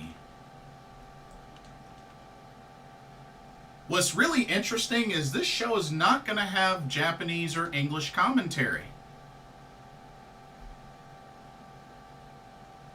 No Japanese or English commentary. Ooh, as a matter of fact, this show actually comes on 9:30 p.m. Eastern tonight, actually. Oh, wow. Dang, I might just go ahead and catch this tonight, actually. I did not know that. Yeah, I might have to look into that. But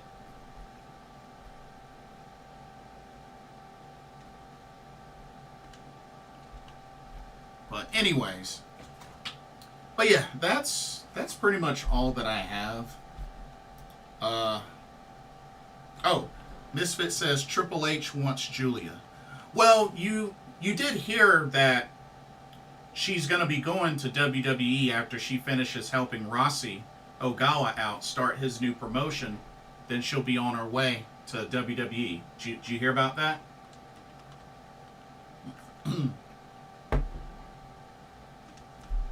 Because that's what the word is on that.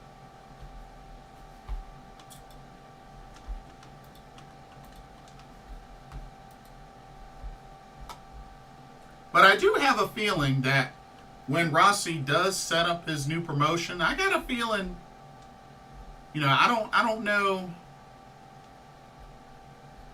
how much, like, what kind of money he has, which I believe word is he's a millionaire. So, I mean, I'm sure he's got buku money and backing. So, hey, I would love to see how this promotion turns out.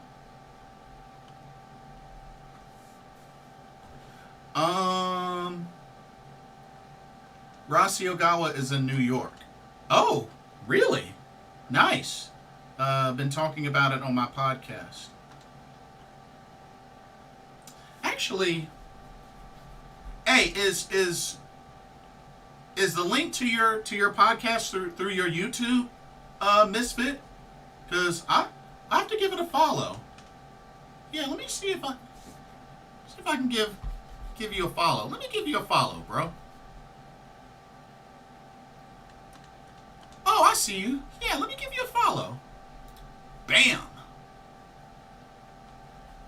Cool deal. I just subbed.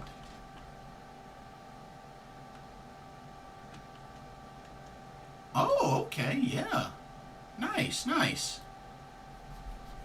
Cool deal. Oh, John Elite, what's up? I wouldn't mind Juliet in Damage Control when she goes to WWE. I don't know about that. I don't know about that. I mean,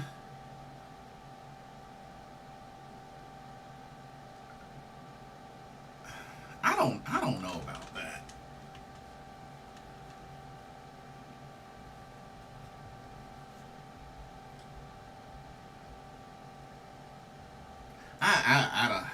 I don't know about that. I think I would like to see the three of Kairi, Asuka, and Io a little bit more established before the idea of another member. But that's just me. But I mean, there's no telling when Julia would arrive in the WWE. So I mean, I kind of get it, but honestly, I can't see it. I can't see it happening. I believe so. I'm in all the outlets. She gave her word to WWE, and WWE is allowing her to help out Rossy before coming in. Gotcha. Well, there you go. Julia should be on her own, especially if WWE sees her as the superstar we see her. That's another great point. That's another great point. I definitely believe she should be on her own. At least for a good long while. At least for a good long while.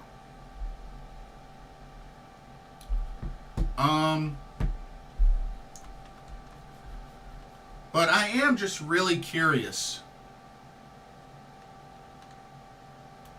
I'm very curious to see when they're going to start announcing talent for the Stardom USA show, but I think they need to figure out who's staying first before they do all that. So I think everybody's just looking forward to finding out who's staying and who's leaving. John Ellie says, I think Dakota could screw Bailey at Mania.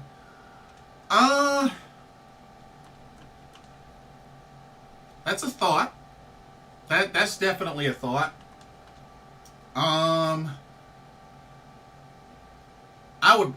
Me personally, I would love for Dakota and Tegan to reunite. But that's just me. But, yeah, I could see that as a possibility.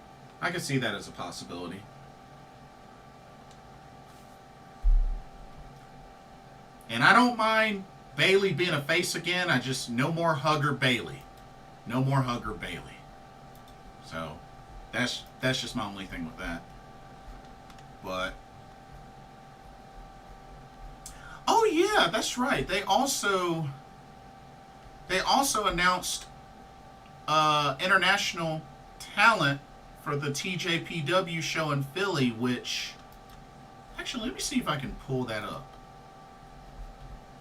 I know Billy Starks was one, and Vert Vixen. Yeah, Billy Starks, Vert Vixen. Yeah, those two got confirmed for the TJPW in Philly show, which I've met Billy Starks before. She's amazing. I've met Vert Vixen before. She is awesome.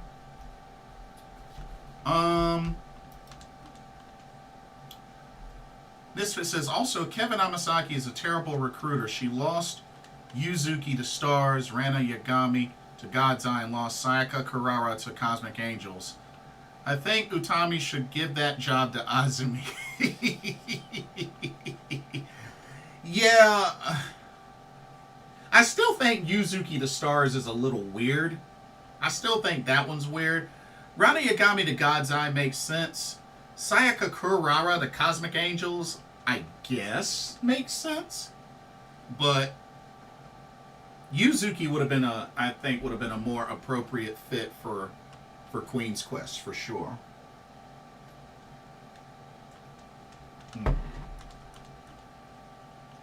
Yeah, I definitely feel she would have been a better fit for Queen's Quest. Hanako and EXV is still kind of weird to me, but it's the newest faction. And like I said, I wonder where Aya Sakura would go whenever she returns. But I think probably Momo Kogo's the next to return from injury. I know she's been training and posting stuff on her Instagram, so I think it's only a matter of time, but I think Momo Kogo's on her way back. You know, she's just trying to grow a six-pack. Which, I mean, if you ask me, she's been making great progress. She's been making really great progress. And she's one that I would love to meet. I would really love to meet her in person because her story is very inspiring. I mean, hearing about the health issues that Momo Kogo opened up about in an interview with Actress Girls, which I discovered last year. Like, I think it's amazing and it's a blessing that Momo Kogo has been able to do what she's been able to do. You know what I mean? Hey, Pastor Ken, thank you for the like.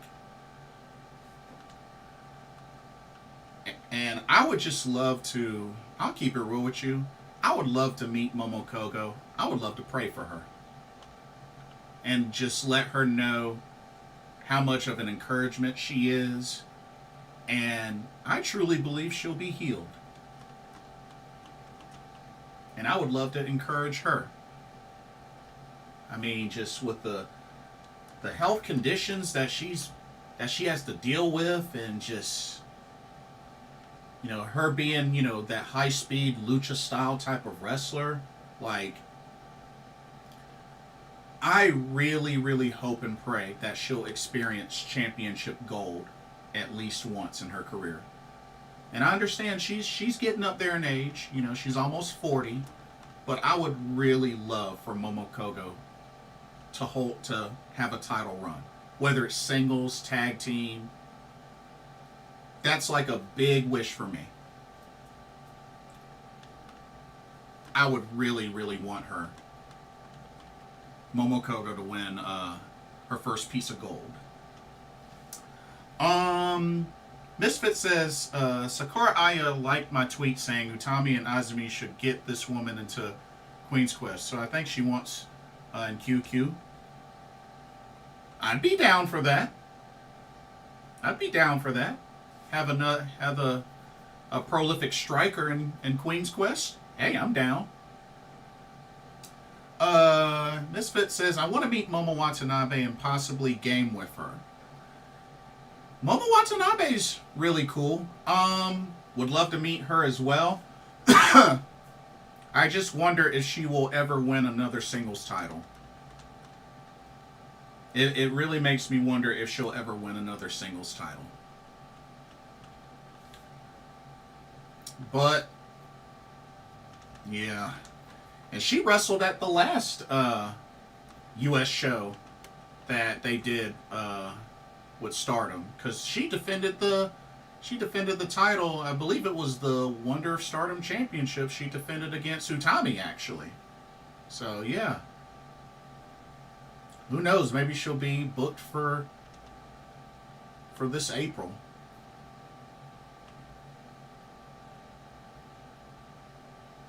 Misfit says, like, when she's not in character, she's like a sweetheart. Oh, yeah? That's good. That's really good. But, if anything, like,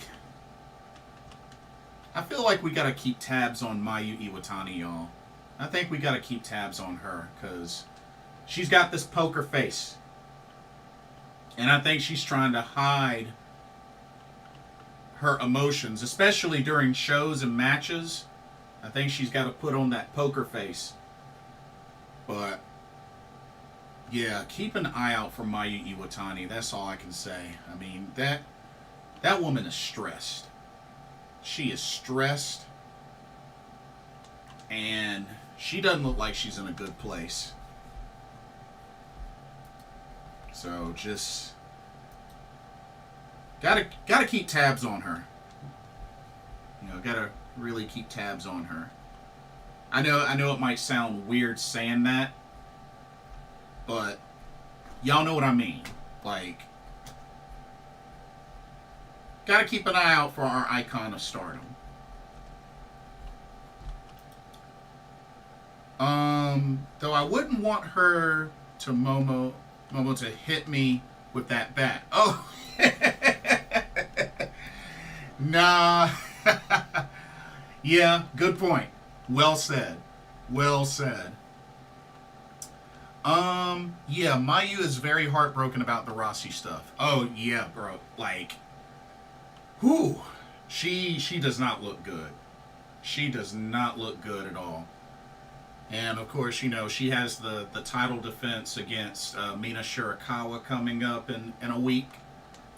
Ricardo, welcome to the stream, says, how's it going tonight? Just saw the match between Sammy Guevara and Jeff Hardy from AEW Rampage with the accident that happened. Yeah, I believe word is he suffered a broken nose. So, hopefully he's alright. Hopefully he's alright. I know Io and Kairi will, because that's their best friend. Oh yeah. Freedom, one of the best trios ever.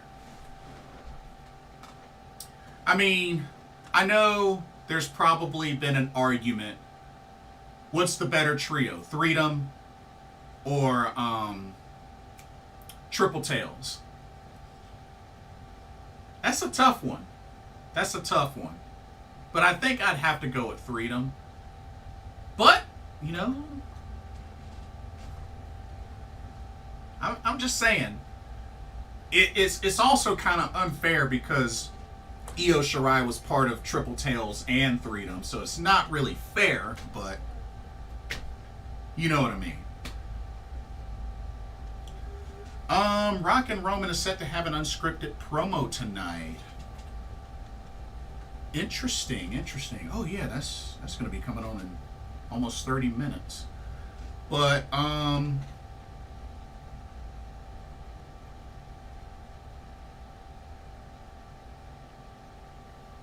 yes, that is true, Misfit. Mio Shirai celebrated a birthday. I think it was, oh yeah, Wednesday.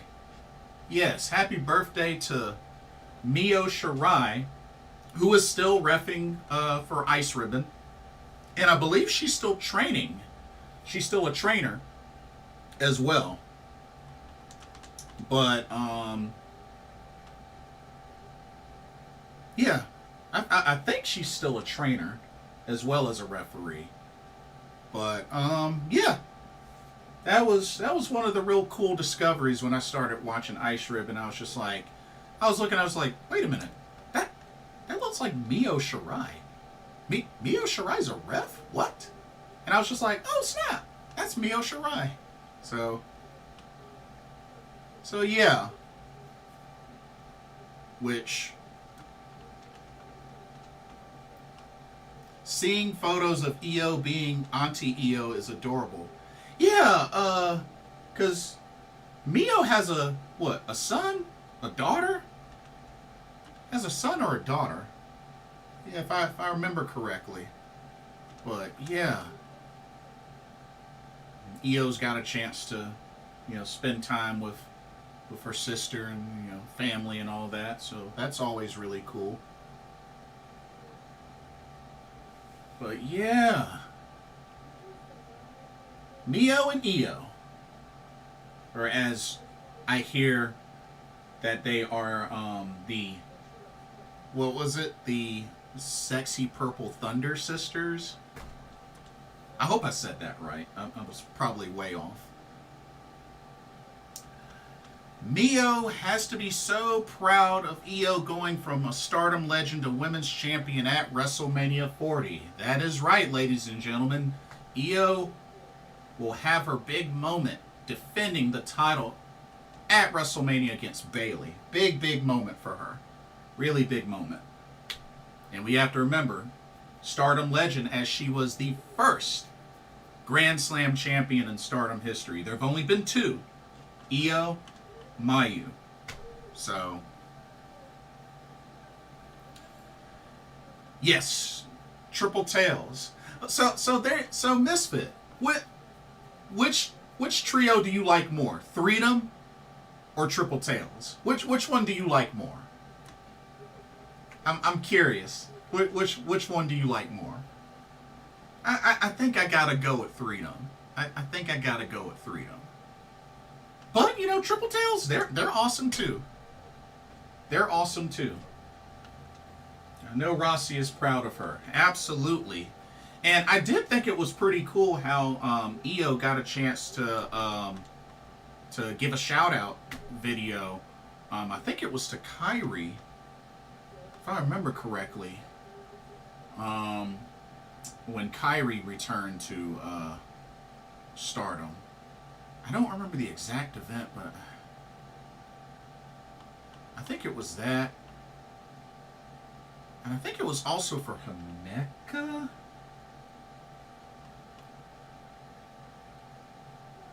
I think. I don't know. It's been so long. So I didn't find out about Mio until after Io joined NXT. Ah. Gotcha. I remember Io's little interview for the Mae Young Classic, which I thought was really cool. And it's funny because, Io speaks good English, because if I remember correctly, I believe her mother was an English teacher. So, I thought Io sent in the video for the first Hana tribute. That might have been what it was for. I think you're right, Misfit. I think that might have been what it was for. Yeah. Ricardo says, we'll be rooting for my girl Watanabe to hopefully win the Princess of Princess title from Yamashita, even though the champ will probably retain. Honestly, I could see her doing it. I could see her pulling it off. Because honestly, Miyu doesn't need that title. I mean, she's in her fourth title run. I honestly think Miyu Watanabe is going to pull it off. I do. I think she's going to pull it off. Honestly, I think the only title I don't see changing hands is the International Princess Championship. I think Yuki Arai retains that. Io in that video says she wanted to wrestle Sasha, Charlotte, and Asuka, and she did all of that. That is true. Yep. That is true. She has definitely done all three of those. And, but like I said, English was really, really good. And I know even in her Mae Young Classic post-match interview, she spoke mostly in Japanese. But yeah, like even through that interview, and even the interview she did for WWE Evolution along with Shayna Baszler and Bayley, yeah, her English was great and clear. And then again, she spoke a good dose of English. Do y'all remember the Stardom Pajama Party with Freedom? Do y'all remember that? Stardom Pajama Party. It was Mayu, Kairi, and Io. And it was I want to say it was a 5-part series. I think it was a 5-part series. And they were speaking mostly in English. Well, Kairi and Io, because Mayu, her English is still not that good. But yeah, I do remember that, because I remember Kairi was explaining how she is a fan of The Rock and she loves the People's Elbow. And I remember she was explaining it in English, and I thought that was really cool. And Io was like, "Oh yeah, his mic performance is good too." So, thought that was really that was really interesting.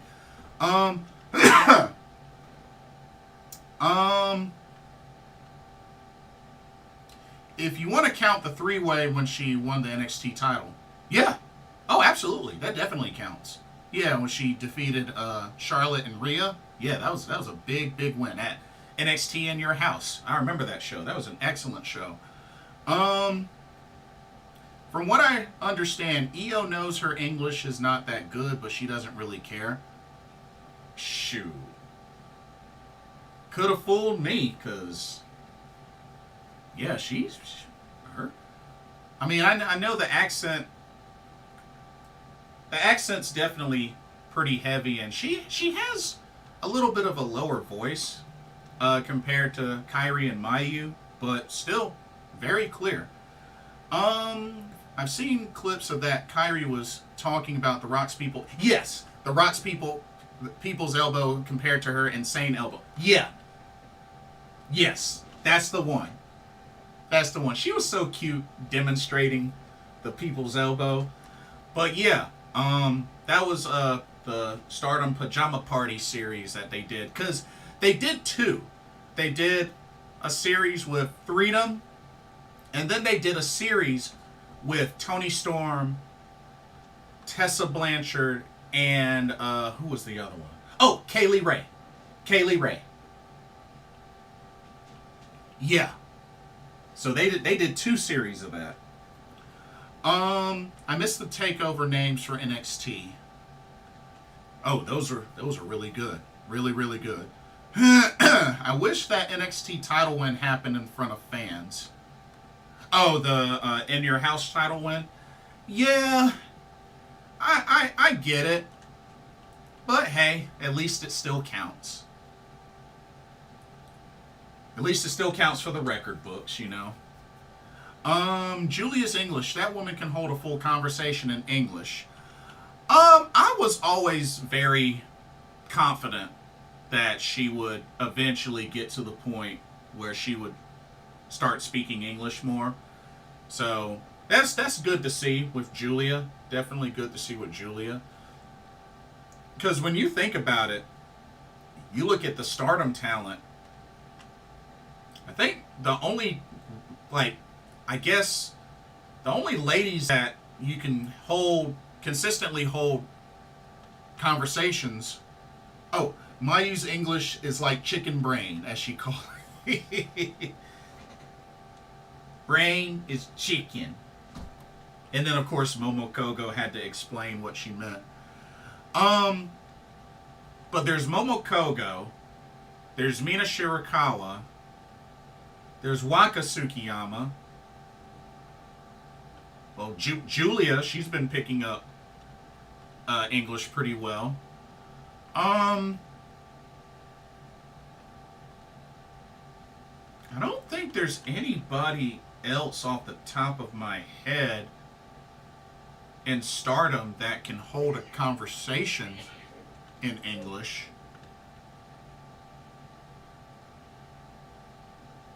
Maybe Seira. She's spoken a tiny bit when she feuded with Mariah May. She spoke a tiny bit of English. Micah trying to learn is just funny when you watch her post-match stuff with Megan Bain. Oh yeah. Yeah, she tried. She definitely tried. Oh yeah.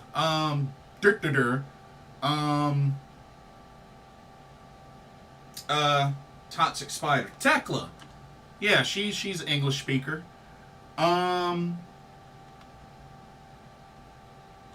Have you seen the video of Mayu trying to say Ryogoku and Julia couldn't hold in her laughter and it broke her? Oh yeah. Yeah. I do remember that video.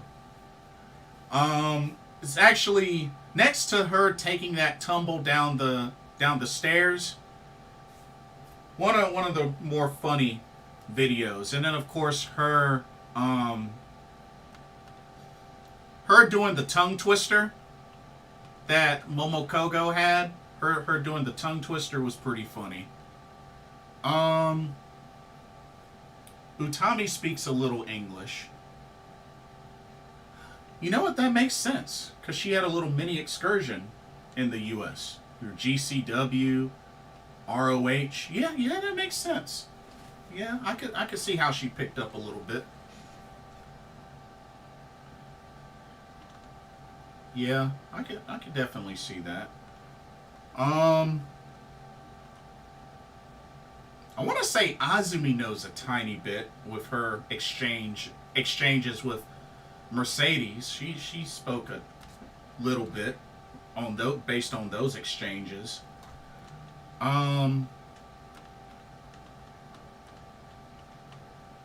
But I would say probably the most fluent.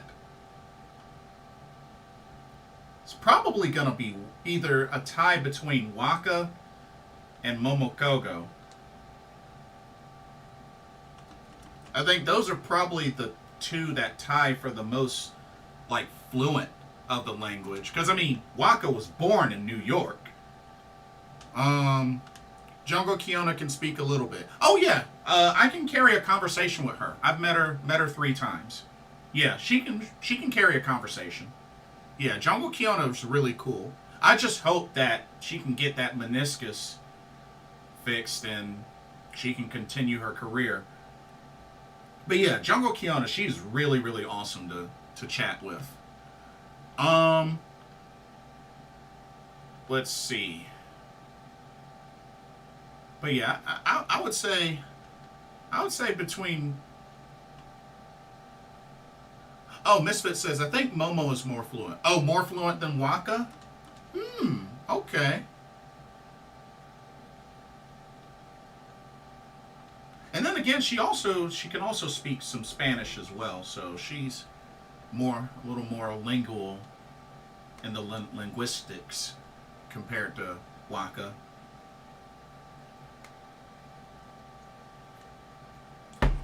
I won't ever forget her cosplay video. Hey, don't be silly. Next challenger is me. I loved it when she did that. Her eyes got big and everything when she did that. I literally have had that saved in my favorites. Just her doing the cosplay and yeah, that was really funny.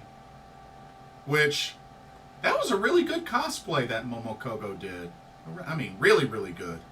And of course, teamed up with Willow Nightingale. That was really good. They even hung out. I remember seeing an Instagram picture. They had drinks together or something like that.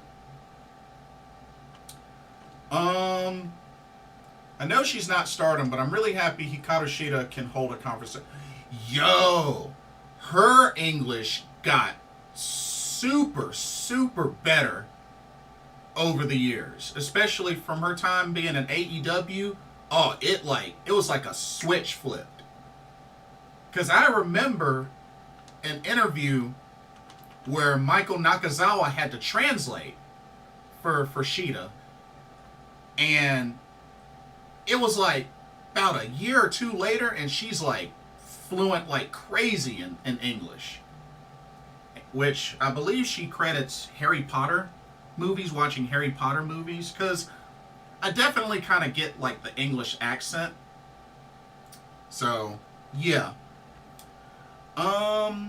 Well, Momo did the January 4th show English commentary, which she did a great job.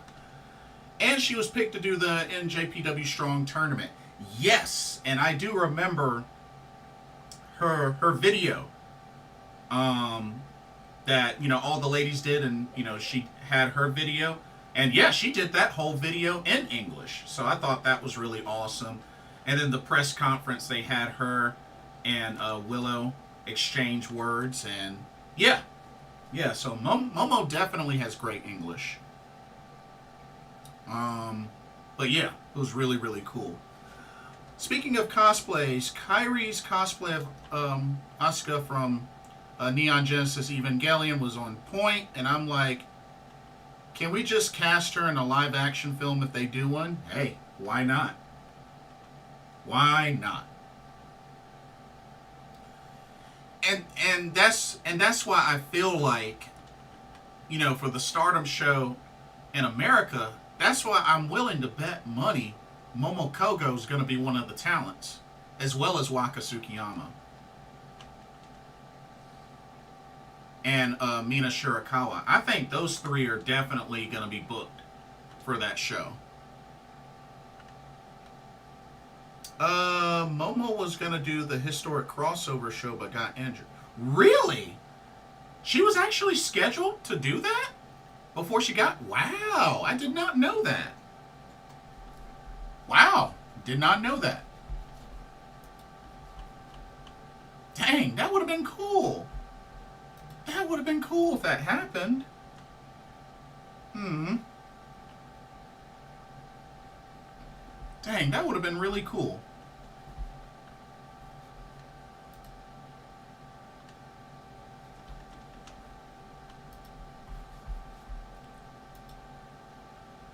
Micah, I would assume, would as well, because she's world champion.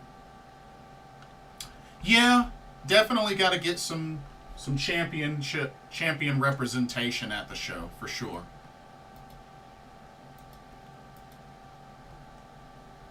I really, really hope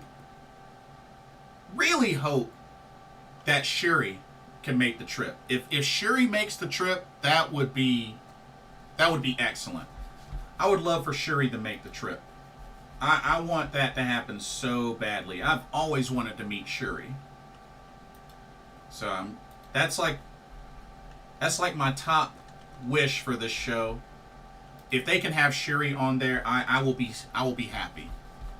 I will be happy.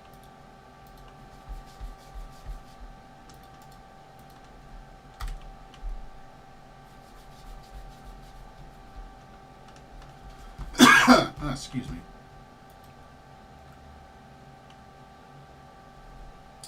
Momo was supposed to join Kevin Kelly and Chris Charlton, but Waka took her place as Momo got hurt in the Battle Royal. Ah, that makes sense. That makes sense.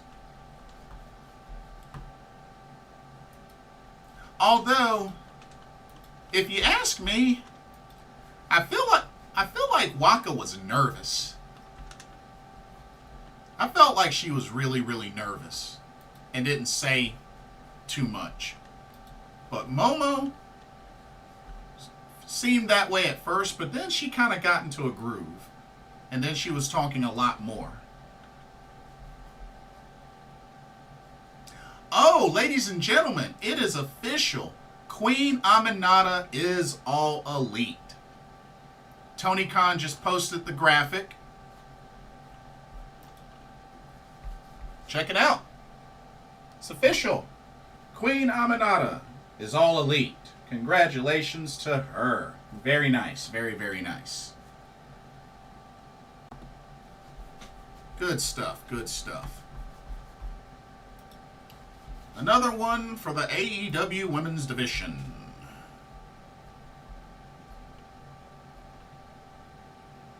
This is good. This is very good.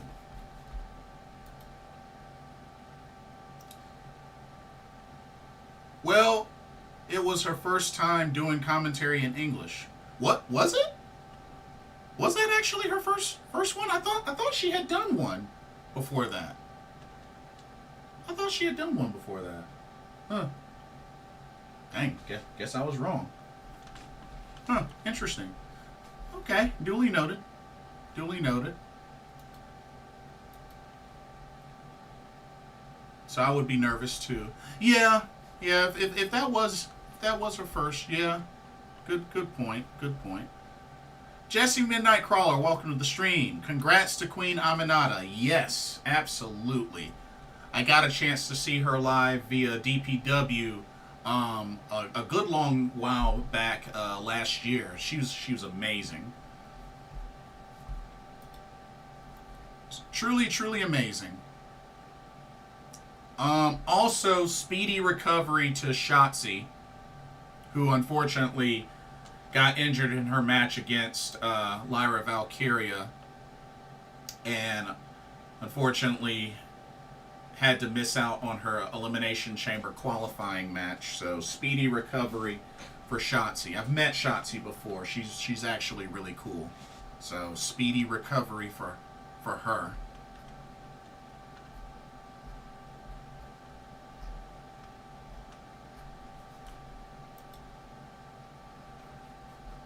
Historic Crossover 2 is going to feel weird when it happens.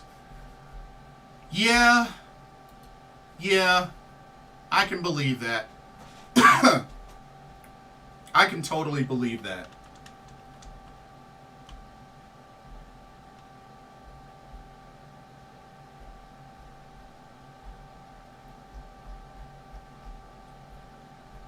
Oh, Misfit. Jesse Midnight Crawler. I don't know if y'all were in here when I had mentioned this, but did y'all know, according to Cage Match, Mizuki, Yuka Sakazaki, the Magical Sugar Rabbits, in just regular tag team matches, regular 2-on-2, they have a record of 58-4-4 as a tag team in regular tag matches. According to Cage Match. Did y'all know that? That's incredible. I had to mention that. Alba Fire is taking her place tonight. Yes, yeah. I believe Mr. Nick Aldis, made that announcement. So, yeah. So Alba Fire, aka Kaylee Ray, is going to get her opportunity. But, yeah. And now that I think about it, speaking of, pretty impressive. I was actually shocked. And I was just like, no wonder they were 4-time Princess Tag Team Champions. I mean, they've only lost 4 times? In those regular tag team matches, only 4 losses? That's crazy. That's crazy. And that I haven't even gone through like trios or 8-woman tag matches or anything like that, or fatal 4-ways, 3-ways, or anything like that. And they got a 58-4-4 record. That's crazy. But hey, Magical Sugar Rabbits were one of the best tag teams in the world. One of the best. But I do think at some point they will reunite. Furious says, I wonder who will be Mizuki's new tag partner. I don't think her and Shino will last. Her and Shino is still kind of weird, because Shino's still pretty green. See what I did there? Personally, But see, the thing that's cool about TJPW is that there's so many matches where there's different pairings. Like, it's good to see that they are consistently experimenting. You know what I mean? So at least that's pretty cool to see.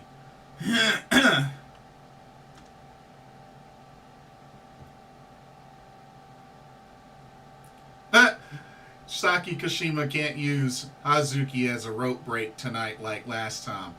That's true. That is true. Well said. And I just thought about it, y'all. Actually, 1 second before I go into that comment.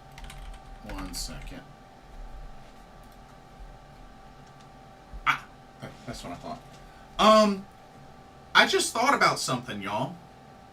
Grand Princess, speaking of Grand Princess, you know, Miyu Watanabe has the chance to become the second TJPW Grand Slam champion. Did y'all know that? She has an opportunity to become the second Grand Slam champion in TJPW history. We all know that the White Dragon Rika Tatsumi was the first and only one to do it so far. But Miyu Watanabe has a chance to be the second.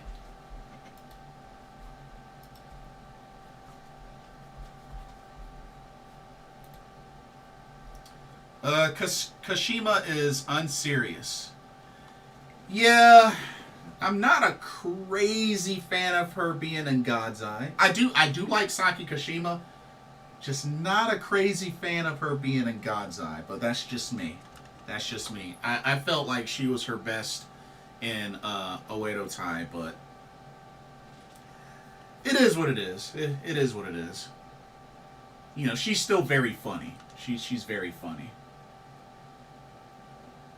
Had to run away from Syuri all those times. Syuri yelling at her, Kashima Sake! This is so funny. Her eyes would light up.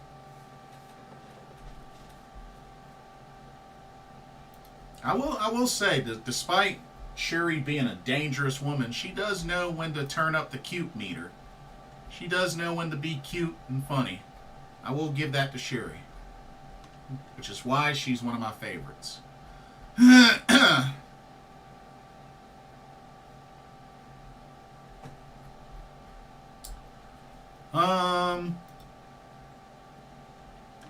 Queen's Quest are the people who came to her aid. Yeah, it's interesting. It's really, really interesting. Yet she ended up joining God's Eye. It's funny. It's really, really funny. Furious says, I'm praying Miyu Watanabe wins. I'm still iffy about her winning. Yamashita rarely loses. Yamashita needs to lose. It is indeed rare. It is indeed rare. I mean, heck, she beat Speedball Mike Bailey, for crying out loud. So, you make a good point. But,